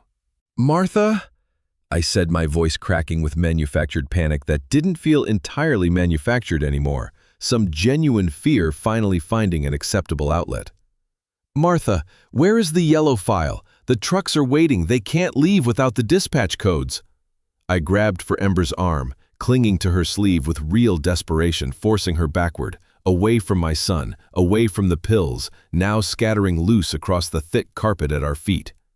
Trent stared at the mess on the floor, his headache momentarily forgotten in his confusion over what had just happened, and I kept my grip on Ember's sleeve, my whole body trembling with an urgency that finally had somewhere honest to go. I clung tighter to her sleeve, amplifying everything, letting real tears well up and spill down my face without any real effort at all, since some genuine grief had been sitting close to the surface for weeks now and needed only the smallest excuse to break through. My shoulders shook with a performance that had stopped feeling entirely like a performance somewhere in the last 30 seconds. "Please, Martha," I begged, my voice trembling with a desperation that felt uncomfortably close to honest. "Do not let them take the trucks. I built this company for Trent. You promised me you would find the yellow file." Trent lifted his head weakly from where he'd curled forward on the sofa, blinking through the last of his headache with obvious confusion. "Mom's not here, Dad," he mumbled, his voice thick with exhaustion and a kind of gentle, worried pity that made my chest ache for entirely different reasons than the ones I was performing. "Just let Ember clean up the mess." Ember ripped her arm free of my grip, and for one unguarded second, something genuinely furious flickered across her face before she caught it and smoothed it back beneath the mask she wore so effortlessly the rest of the time. It was the first crack I'd seen in 6 years, brief as a spark off a grinding wheel, gone almost before I trusted I'd actually seen it. She stared down at the scattered pills dissolving slowly against the damp carpet where the water glass had spilled, her jaw tight, her breathing controlled in the deliberate way of someone forcing herself back from an edge she didn't want witnessed. "Richard, stop it!" she snapped, and the sharpness in her voice landed harder than anything she'd said to me in 6 years, stripped bare of its usual soft, coaxing warmth. "Sit down. You're confused." I let my body go slack at the correction, dropping obediently into the nearest chair, watching her through lowered lashes as she knelt to gather the ruined pills with quick, irritated movements, muttering something under her breath about wasted medication and needing to call the pharmacy again. She composed herself within seconds, the practiced skill of it almost admirable in its own terrible way, and turned back toward me with a tight, patient smile that didn't reach anywhere near her eyes. "It's all right, Van," she said, her voice smoothing itself back into warmth so quickly I might have believed the anger had never happened if I hadn't watched it flash across her face myself. "The trucks are fine. I'll find your file. You just rest now." I let my chin drop to my chest, let all the frantic borrowed energy drain visibly out of my shoulders, and settled into the particular stillness of a man who'd exhausted himself completely. Ember gathered the tray, the broken glass, the dissolving pills, and disappeared toward the kitchen with brisk, efficient steps, leaving Trent still catching his breath on the sofa, and me still trembling, though by then the trembling had turned entirely real, adrenaline finally catching up to everything I'd just forced my body through. The evening wound down slowly after that. Trent's withdrawal symptoms eased gradually as the hours passed the worst of the chemical hunger, apparently having crested and begun its slow retreat, though the exhaustion in his face suggested the fight had cost him more than either of us wanted to acknowledge out loud. He fell asleep on the sofa before 9, something he hadn't done since he was a teenager, and Ember draped a throw blanket over him with the same tender care she seemed to bring to every visible gesture in that house. Ember didn't attempt the pills again, seemingly satisfied that my outburst had been nothing more than an old man's confused episode, another data point confirming the story she'd already decided to believe about me. I retreated to my bedroom once the house had settled, locked the door with the deliberate quiet I'd perfected over the last several weeks, and sat on the edge of the bed with my hands still faintly trembling in my lap. It was nearly 10 when my secure phone buzzed against the mattress.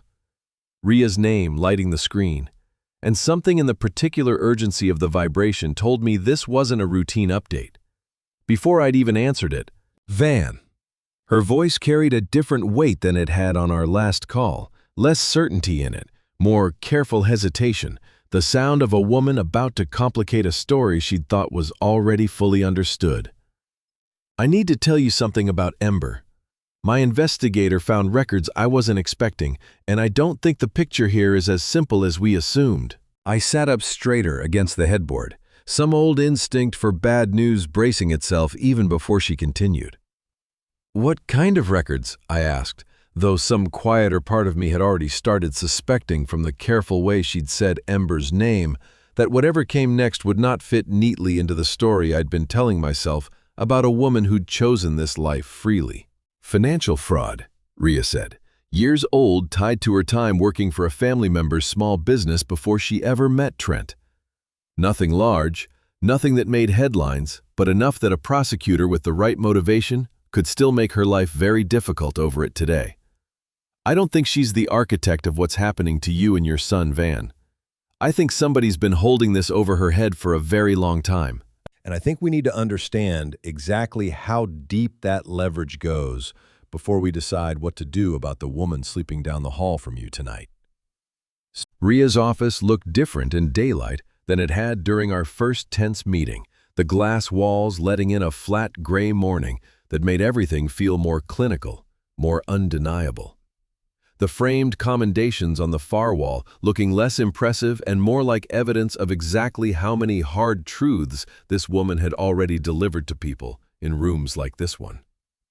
She had a folder waiting on her desk when I arrived, thinner than the ones documenting Ronan's elaborate Second Life, but she handled it with the same careful precision, squaring its edges against the desktop before she opened it. "Before I show you this, I want to be clear about something," she said, her eyes steady on mine, unflinching in the way I'd come to expect from her by now.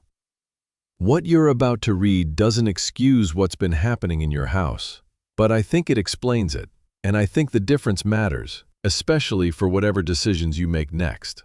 She turned the folder around and slid it toward me. The document on top was 7 years old, a small business's internal financial statement, the kind of unglamorous paperwork that rarely survives long in anyone's memory. My eyes moved down the page past numbers that meant nothing to me yet, until they caught on a name in the signature line that made me stop entirely. Ember Reyes. Her maiden name before Trent, before Shepherd Events, before any of the life I thought I understood. I read it twice, certain for a moment that I'd misread it, that some trick of the gray light or my own tired eyes had conjured a name that didn't belong on a document like this. But it stayed exactly where it was on the third read too, her signature small and careful in the bottom corner, the handwriting of a young woman who hadn't yet learned to write anything without meaning it. She worked as a bookkeeper for her cousin's landscaping supply company straight out of college, Rhea said, watching my reaction with the patient attentiveness of someone who'd already had time to absorb this herself. The business was failing. Her cousin was drowning in debt, about to lose everything he'd built, and he asked her to adjust a few figures on this statement so the bank wouldn't call the loan due early. She was 23. She said yes. I stared at the signature, trying to reconcile the careful, composed woman I'd watched pour coffee every morning for 6 years with the young woman who'd signed her name to a lie meant to save someone she loved. It didn't work, Rhea continued. The company folded 18 months later anyway. The falsified statement buried in old records nobody thought to examine again, until somebody went looking specifically for something they could use against her. My hands had gone cold around the edges of the folder. Ronan? I said, though it wasn't really a question. Ronan, Rhea confirmed. My investigator found the digital footprint. Somebody ran a deep background search on Ember roughly 8 months ago, well before any of this started, with you cross-referencing old employment records with public court filings from businesses that had gone under in the years she'd have been working. He didn't find a crime that had ever been prosecuted. He found something better for his purposes. A private shame nobody else knew about. Something she'd carried alone for years. Something that could destroy the life she'd built with Trent if it ever surfaced. Men like him don't look for evidence of guilt, Van. They look for evidence of what someone's afraid to lose. I thought of every morning she'd measured a dose into that mug with hands that never once shook, every warm smile she'd given me over breakfast, and tried to hold that image against the picture Rhea was now painting of a frightened young woman being systematically cornered by a man patient enough to wait 8 months before making his first move. Both things were apparently true at once, and I didn't know yet what to do with a truth that complicated. There's a message thread, Rhea said quietly, sliding a second page across the desk. Recovered from the data Corbin pulled off her burner phone. It's not the operational messages we already found, the deadlines, the instructions. It's earlier, from months before any of that. It's him laying out exactly what he knew about her and exactly what would happen if she didn't cooperate. I think you need to read it yourself before I say anything else.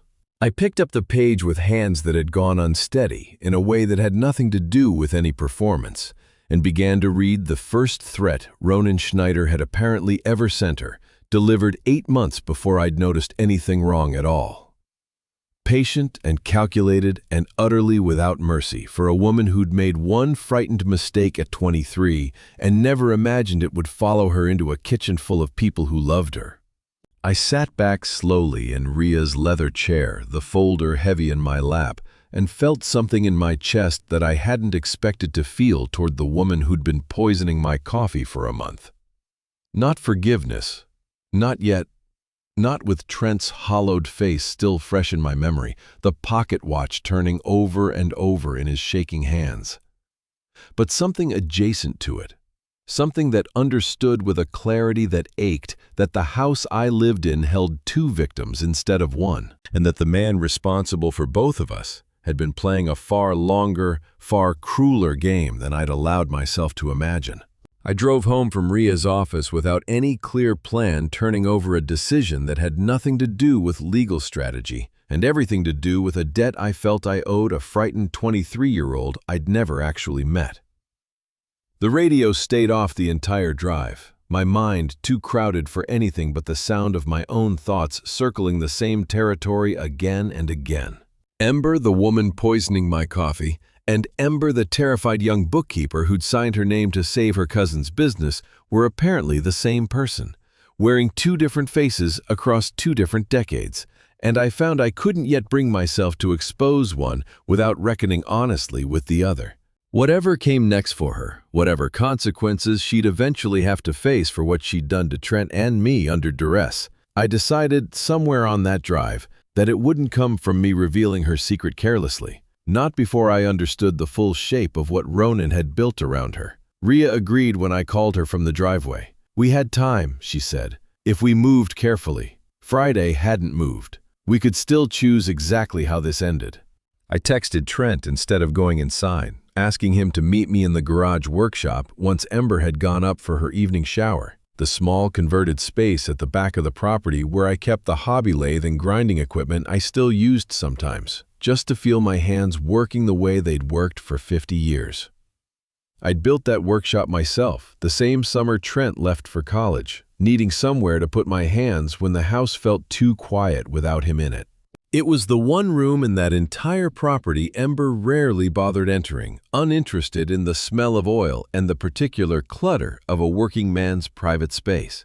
Trent arrived 20 minutes later, and through the small workshop window, I watched him stand outside the door a long moment before opening it, one hand gripping the handle without turning it, the posture of a man bracing for something he already sensed would be bad, some instinct telling him this quiet, urgent summons wasn't about celebrating good news. When he finally stepped inside, his face had the pale, careful look of someone who'd learned over the last several weeks to expect only difficult things from unscheduled conversations. I didn't offer him anything gentle to soften what came next.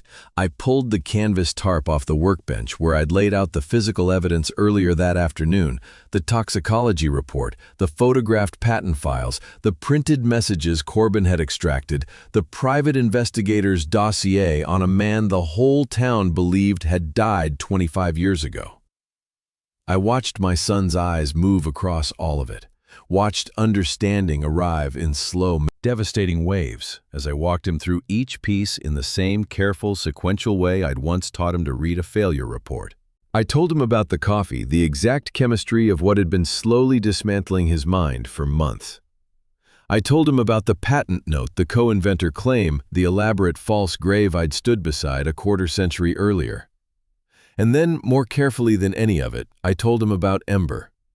Not to excuse what she'd done, but because I believed my son deserved the whole truth, rather than a version simplified enough to hate her cleanly. Trent's legs gave out somewhere near the end of it, and he lowered himself onto the old metal stool in the corner, burying his face in both hands. A sound came out of him that I hadn't heard since he was a boy losing his mother, something raw and involuntary grief, finally finding an opening after weeks of chemical fog had kept it dammed up somewhere he couldn't quite reach. His shoulders shook, the way mine had shaken in that dark bedroom 2 weeks earlier, and I recognized the particular loneliness of that kind of grief, the way it demands to be felt entirely alone, even with another person standing right beside you. I let him have that.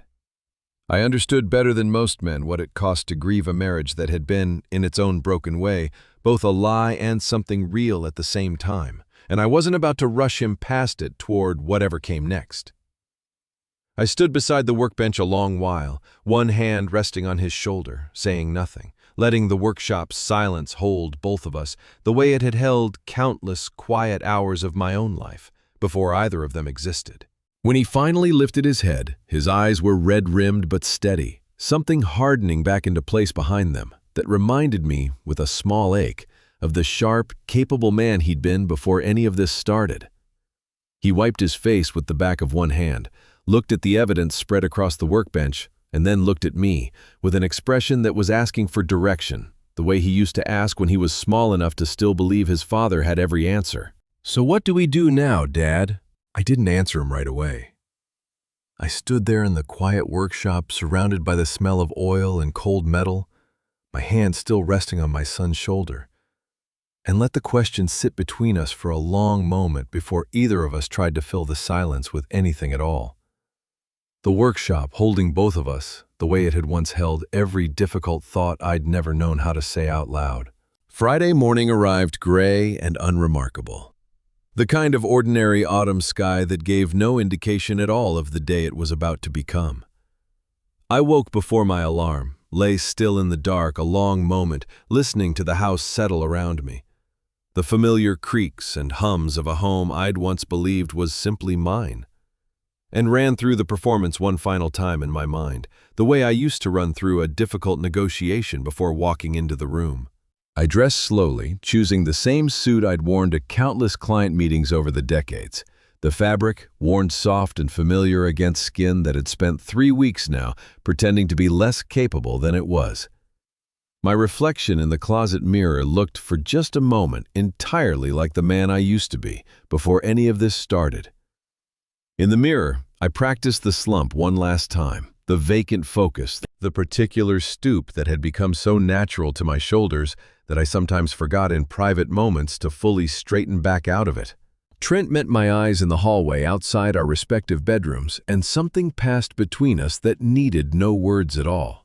A shared understanding, steady and complete, of exactly what the next several hours would require from both of us. He'd tied his own tie twice, I noticed, the second knot noticeably better than a man's hands usually managed on their first attempt at something that mattered. He'd slept badly too. I could tell from the faint shadows under his eyes, though he carried himself with a controlled calm that told me he'd found whatever resolve he needed sometime in the days since that conversation in my workshop. Breakfast was quiet, quieter than Ember's usual chatter would normally allow, though she filled the silence with a bright, determined cheerfulness that felt to my newly practiced eye like its own kind of performance. She moved through her morning ritual with careful precision, and I executed my own small ritual alongside her, the practiced sleight of hand now so familiar it barely required conscious thought, the swap, the decoy, the grateful sip of coffee that had never once touched whatever she'd measured into the other cup. My hands didn't hesitate anymore. 3 weeks of practice had made a quiet, precise machine out of what had once felt like an impossible risk. "Big day," Ember said, setting a plate of toast in front of Trent with a smile that didn't quite manage to hide the tension underneath it. "You'll both feel so much better once everything's settled properly." I caught Trent's jaw tighten almost imperceptibly at the word properly. The same careful control I'd been practicing for weeks now, clearly costing him something as he forced himself to nod along and thank her for breakfast like an obedient, diminished man.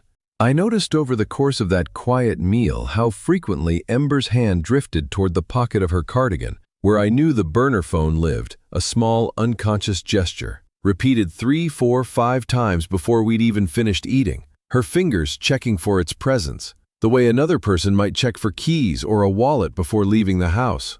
Once she excused herself to the powder room for a full 2 minutes, and I heard faintly the low murmur of her voice through the door, too quiet to make out words, but unmistakably the cadence of someone confirming last details with a person she answered to. Whatever reassurance she was seeking from that small weight against her hip, she wasn't finding much of it in the checking. We loaded into her SUV a little after 8, Trent settling into the passenger seat while I took my usual place in the back, playing the part of a man who needed guidance in and out of vehicles, now letting Ember fuss briefly with my seatbelt before she circled around to the driver's side.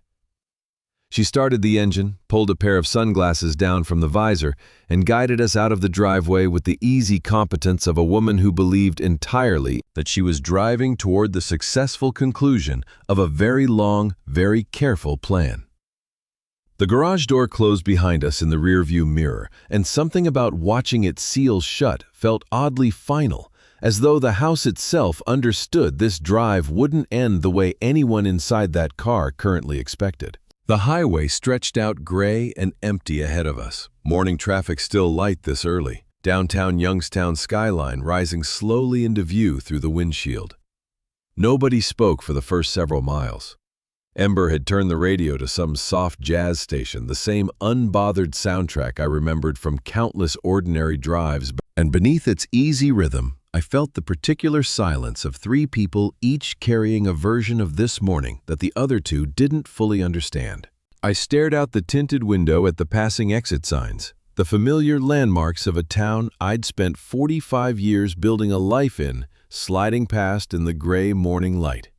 My hands folded loosely in my lap, the way a diminished man's hands should rest. My mind moved with total clarity through everything that still needed to happen before this day ended, one way or another.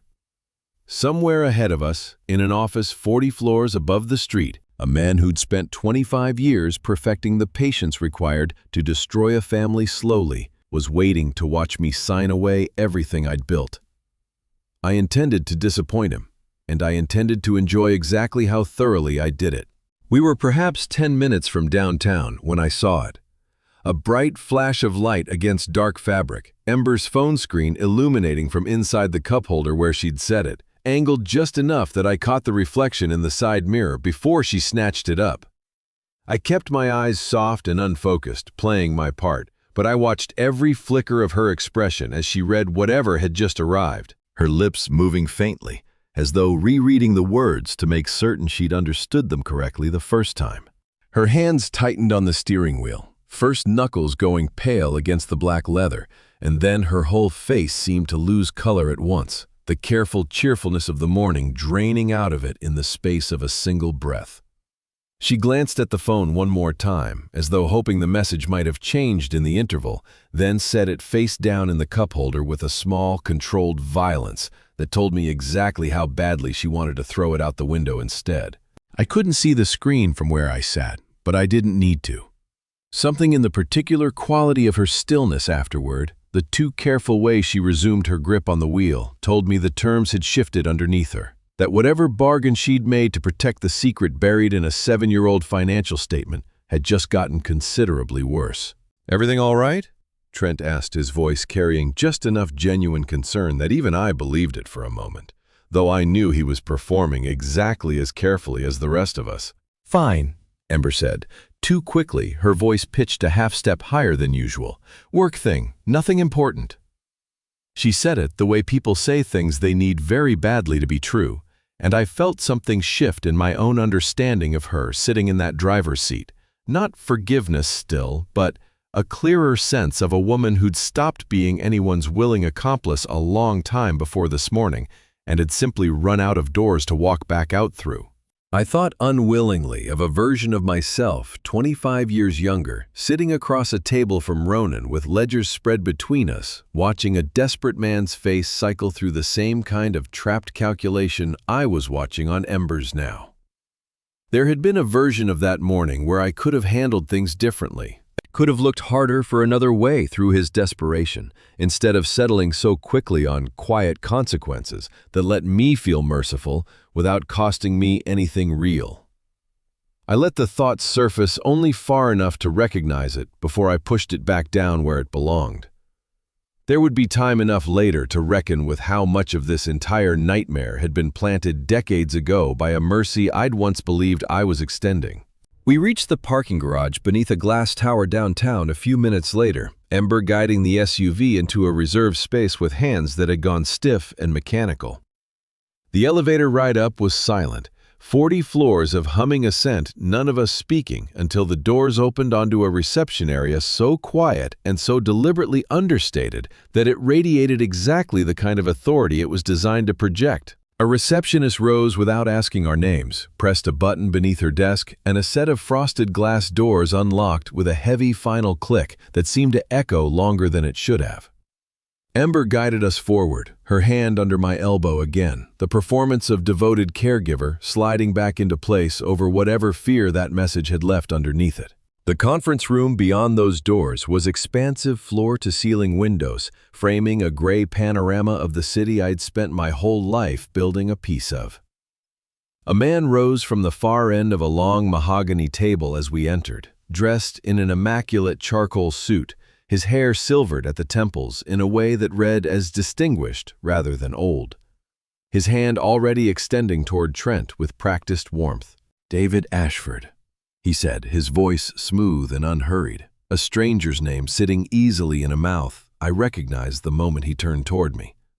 25 years hadn't erased the particular way he held his shoulders, the small tilt of his head when he was calculating an advantage. Details too fine for a scar or a photograph to have prepared me for, and yet unmistakable now that I stood close enough to see them clearly. "And Van," he said, extending his hand toward me with an expression of gentle, practiced sympathy, exactly the sort of look strangers gave to men they'd been told were losing their minds. "It's truly an honor. Please sit down and rest. We won't keep you long today." We were guided into plush leather chairs facing two dense stacks of paperwork, flagged with bright signature tabs, sitting on the mahogany surface like something already decided. Ronan retook his seat, picked up a gold fountain pen with unhurried confidence, and slid the nearest stack toward me with 2 fingers, the small metallic click of the pen's cap the only sound in that vast, quiet room. "Van Trent," he said, folding his hands, his tone dropping into something warm and reasonable, the voice of a man entirely certain he had already won. "We just need a few simple signatures today to make sure everything is protected properly. Shall we begin?" He said it the way he must have said 1,000 smaller lies over the last 25 years, smooth and unhurried, a man who had built an entire second life out of exactly this kind of practiced, patient confidence. Ronan pressed the gold fountain pen into my hand himself, his fingers closing briefly around mine in a gesture meant to read as gentle guidance for a confused old man. I let him do it. I let the pen sit in my palm for one long, deliberate moment, feeling its cool weight, feeling every eye in that room settle on me, waiting for the tremor they all expected to see, the same tremor I'd manufactured 100 times over the last 3 weeks, until it had nearly become real. Then I set it down on the table with a quiet, precise click, and I straightened my spine to its full height for the first time in 3 weeks, feeling my shoulders roll back into the posture of a man who had built an empire from a single grinding wheel and a stubborn refusal to be underestimated. I looked directly at the man calling himself David Ashford, letting every ounce of fog drain visibly out of my expression, and watched his easy confidence falter by the smallest fraction as something in my eyes stopped matching the story he'd been told about me. "I don't think I'll be signing that today, Ronan," I said, my voice carrying the same flat, unhurried authority I'd once used to end contract negotiations worth more than this entire building. 25 years is a long time to keep a dead man's paperwork this organized. The silence that followed had a texture to it dense enough to feel almost physical. Ronan's practiced warmth cracked visibly across his face, the charming stranger dissolving in real time into something colder and more exposed underneath a man who'd spent a quarter-century building a fortress around a name that had just been said out loud in a room he hadn't prepared for it in. "You're confused," he said, though his voice had lost its earlier smoothness, a thin thread of genuine alarm running underneath the words now. "My name is David. Your name is Ronan Schneider," I said, cutting him off, with the same patience I'd once used on suppliers who tried to pad an invoice in front of me. "I stood at your grave. I paid for the headstone myself. I've spent 25 years believing I let you rest in peace after what happened between us, and instead, you've spent that entire time building whatever this is." I gestured at the paperwork between us, at the whole gleaming, borrowed office around him. "Tell me who's actually buried in that grave, Ronan, because I think you owe that family the truth a great deal more than you owe me anything else." Something in him broke open at that, some final wall giving way all at once. He sank back into his chair, the polish gone entirely now, and for a moment I saw the desperate, cornered man I remembered from a conference room a quarter-century earlier. The same man who'd once begged me to understand about a sick child and medical bills he couldn't cover any other way. "You destroyed me," he said, his voice shaking now, all pretense abandoned. "You had the whole town believe I was a common thief. You let me walk out of that meeting knowing exactly what it would cost me, and you called it mercy. I lost everything, Van. My name, my career, every relationship I had left standing. I built a new life from absolutely nothing, while you kept building on top of everything we'd started together. And you never once looked back to see what your mercy actually did to the man you thought you were saving. So you decided to take it back? Trent said, his voice cutting through the room with a hard, controlled fury that made Ronan flinch. My son had been silent through all of it, letting me lead. But something in him had clearly reached its limit. You poisoned my father. You poisoned me. You used my wife to do it. He stood slowly, his hands braced flat against the table, leaning toward Ronan with an intensity that reminded me painfully of exactly who I'd raised him to be. Whatever he did to you 25 years ago, none of that was ours to pay for. Ronan's eyes moved to Ember, then something almost pleading in them, an old instinct to redirect blame toward whoever was easiest to sacrifice. But Ember, who had sat rigid and silent through the entire confrontation, finally lifted her head, and whatever she'd been carrying since that phone buzzed in the car seemed to reach its own breaking point at exactly the same moment. "Tell them about the message," she said, her voice trembling, but clear, cutting through the room with an authority I hadn't heard from her in 6 years. "Tell them what you sent me this morning. Tell them you decided this wasn't going to be half of everything anymore." She turned to look at Trent directly, tears finally spilling down a face that had stayed composed through weeks of careful performance. "He was never going to let either of us go, Trent. Not me, not you, not your father. I should have told you the truth the day he first contacted me, and I am so sorry I didn't." The heavy silence that followed her words was broken by a sound none of us had been expecting. The frosted glass doors at the far end of the conference room swinging open with a force that rattled the frame, revealing Ria Gonzalez standing in the threshold with a look of cold, professional triumph. And behind her, moving with the unmistakable, coordinated purpose of people who did this for a living, 4 federal agents in dark, tactical vests filed into the room, fanning out along the windows with practiced efficiency. Ronan came half out of his chair before catching himself, his eyes darting toward an exit that had already quietly and thoroughly ceased to exist. The lead agent moved first, a tall man with the weathered, unhurried authority of someone who'd done this exact thing many times before, in rooms far more dangerous than this one. "Ronan Schneider," he said, and the name landed in that room with a finality that made even the windows seem to go quiet. "You're under arrest for federal identity fraud and evading an outstanding warrant related to embezzlement charges filed 25 years ago. Additional charges related to the poisoning of Van and Trent Mahoney are being coordinated with state prosecutors as we speak." 2 other agents moved to flank him without any wasted motion, the whole procedure carried out with the same practiced efficiency I imagined they brought to 100 other rooms just like this one. Ronan didn't fight it. Whatever fury had briefly animated him moments earlier drained out just as quickly as it had arrived, leaving behind a man who looked in that instant exactly as old as the 25 years he'd spent hiding actually made him. He rose slowly when the agent reached for his arm, offering no resistance, his shoulders settling into a posture of quiet, total defeat that felt strangely more familiar to me than the polished stranger who'd greeted us an hour earlier. As they turned him toward the door cuffs closing around wrists that had once shaken across a table from me over a set of falsified invoices, he looked back at me one final time. There was no hatred in his eyes, none of the calculated menace I'd braced myself to see, just a kind of tired, terrible recognition. The look of a man finally setting down a weight he'd carried so long he'd forgotten what it felt like to stand without it. The same weight I understood now I'd been carrying too, in my own quieter way, for exactly as many years. "You should have just let me go under the first time, Van," he said quietly, and then the agents were guiding him through the frosted glass doors, his voice trailing off into the hallway beyond until it disappeared entirely, and the room seemed to exhale around the space where he'd been standing.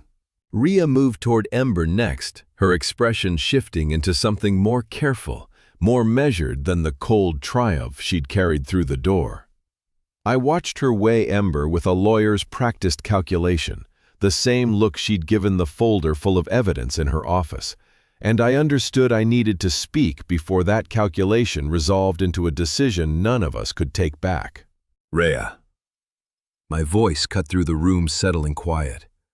Whatever charges you're considering for Ember, I want you to know she was coerced. There's a message thread that proves it. She's not the architect of any of this. She's a woman a predator found and used, the same way he tried to use my own family history against me. Rhea studied me for a long moment, her expression unreadable, before she looked over at Ember, who stood pale and trembling near the window, tears still tracking silently down a face that had finally stopped performing anything at all. "The evidence of duress is significant," Rhea said, carefully choosing her words, the way she chose everything with precision that left no room for accidental promises. "I can't guarantee what federal prosecutors decide, Van, but I can make certain they see the full picture, not just the parts that make for an easy conviction. That's what I can offer." I nodded, understanding it was the most honest answer available, and looked over at Ember myself. She met my eyes across the room, something fragile and searching in her expression, waiting to see what judgment I still carried toward her after everything. I didn't have forgiveness ready to give her, not fully, not yet. But I found I didn't have the cruelty in me either, not toward a frightened 23-year-old who'd never stopped paying for one desperate mistake. Trent crossed to where she stood, his own face a complicated mixture of grief and something more guarded, something that would need considerably longer than this single terrible morning to fully resolve. He didn't take her hand. He didn't offer any of the reassurance she seemed to be silently asking for. He simply stood beside her, close enough to signal he hadn't walked away entirely, far enough to make clear that whatever came next between them would need to be earned in time, not assumed in a single moment of crisis-forged sympathy. The federal agents finished their brief exchange with Rhea near the door, gathering the scattered paperwork from the mahogany table as evidence, the room slowly emptying of the tension that had filled it only minutes earlier. Rhea gave me a final nod before following them out, already reaching for her phone, already moving toward whatever came next in a case that would apparently take considerably longer to close than a single Friday morning. And then, for the first time in what felt like an impossibly long stretch of days, it was only Trent and me left standing in that vast, quiet conference room, the gray city stretched out, silent beyond the windows, the mahogany table between us still scattered with the abandoned pages of a contract neither of us had signed. Neither of us spoke. There didn't seem to be words sized correctly for whatever had just happened, and some part of me understood that trying to find them too quickly would only cheapen it. We stood there a long moment, in that borrowed, empty room. Father and son, both of us, finally, entirely ourselves again, after weeks of careful performance. Letting the silence hold everything neither of us was ready to say out loud just yet. Outside the windows, the gray Youngstown sky had begun almost imperceptibly to break apart into thin bands of pale morning light. And somewhere far below us, the ordinary business of the city continued on, entirely unaware of what had just come apart and been put back together 40 floors above the street. In my workshop that evening, I found myself holding the small grinding stone up to the lamplight, turning it slowly between my fingers the way I had 1,000 times over these past weeks. The lathe sat quiet behind me, dust motes drifting through the single beam of light. I set the stone down on the workbench at last beside a chisel I hadn't touched in months, and let my hand rest flat against the cool wood a long moment before I finally turned off the light. For 25 years, I believed that closing a case quietly, letting a broken man walk away instead of dragging him through a courtroom, was itself a form of justice. I have learned since that justice built only on what feels merciful to the person handing it out is still, in the end, justice measured on one man's terms alone. Real justice asks harder questions than guilt or innocence. It asks what happens to the people left holding the weight of a decision they never had a voice in. I do not know, even now, whether I would choose differently if that meeting happened again tomorrow. I only know that pretending the question was ever simple cost more than either of us understood at the time. Some nights I still thank God my son came back to himself in time. I thank God, too, for old friends who show up exactly when they're needed most, and for a frightened young woman who found somewhere inside all that fear the courage to finally tell the truth. God knows none of us walked through this unmarked. But we walk through it together, and some mornings that is its own kind of grace. If you were me, if a mercy you'd built 25 years ago came back decades later to nearly cost you everything, would you have done it differently? I'd love to hear what you would have done in the comments below. I read every single one. And if this story stayed with you tonight, consider subscribing for more stories about family justice and the quiet strength it takes to protect the people we love.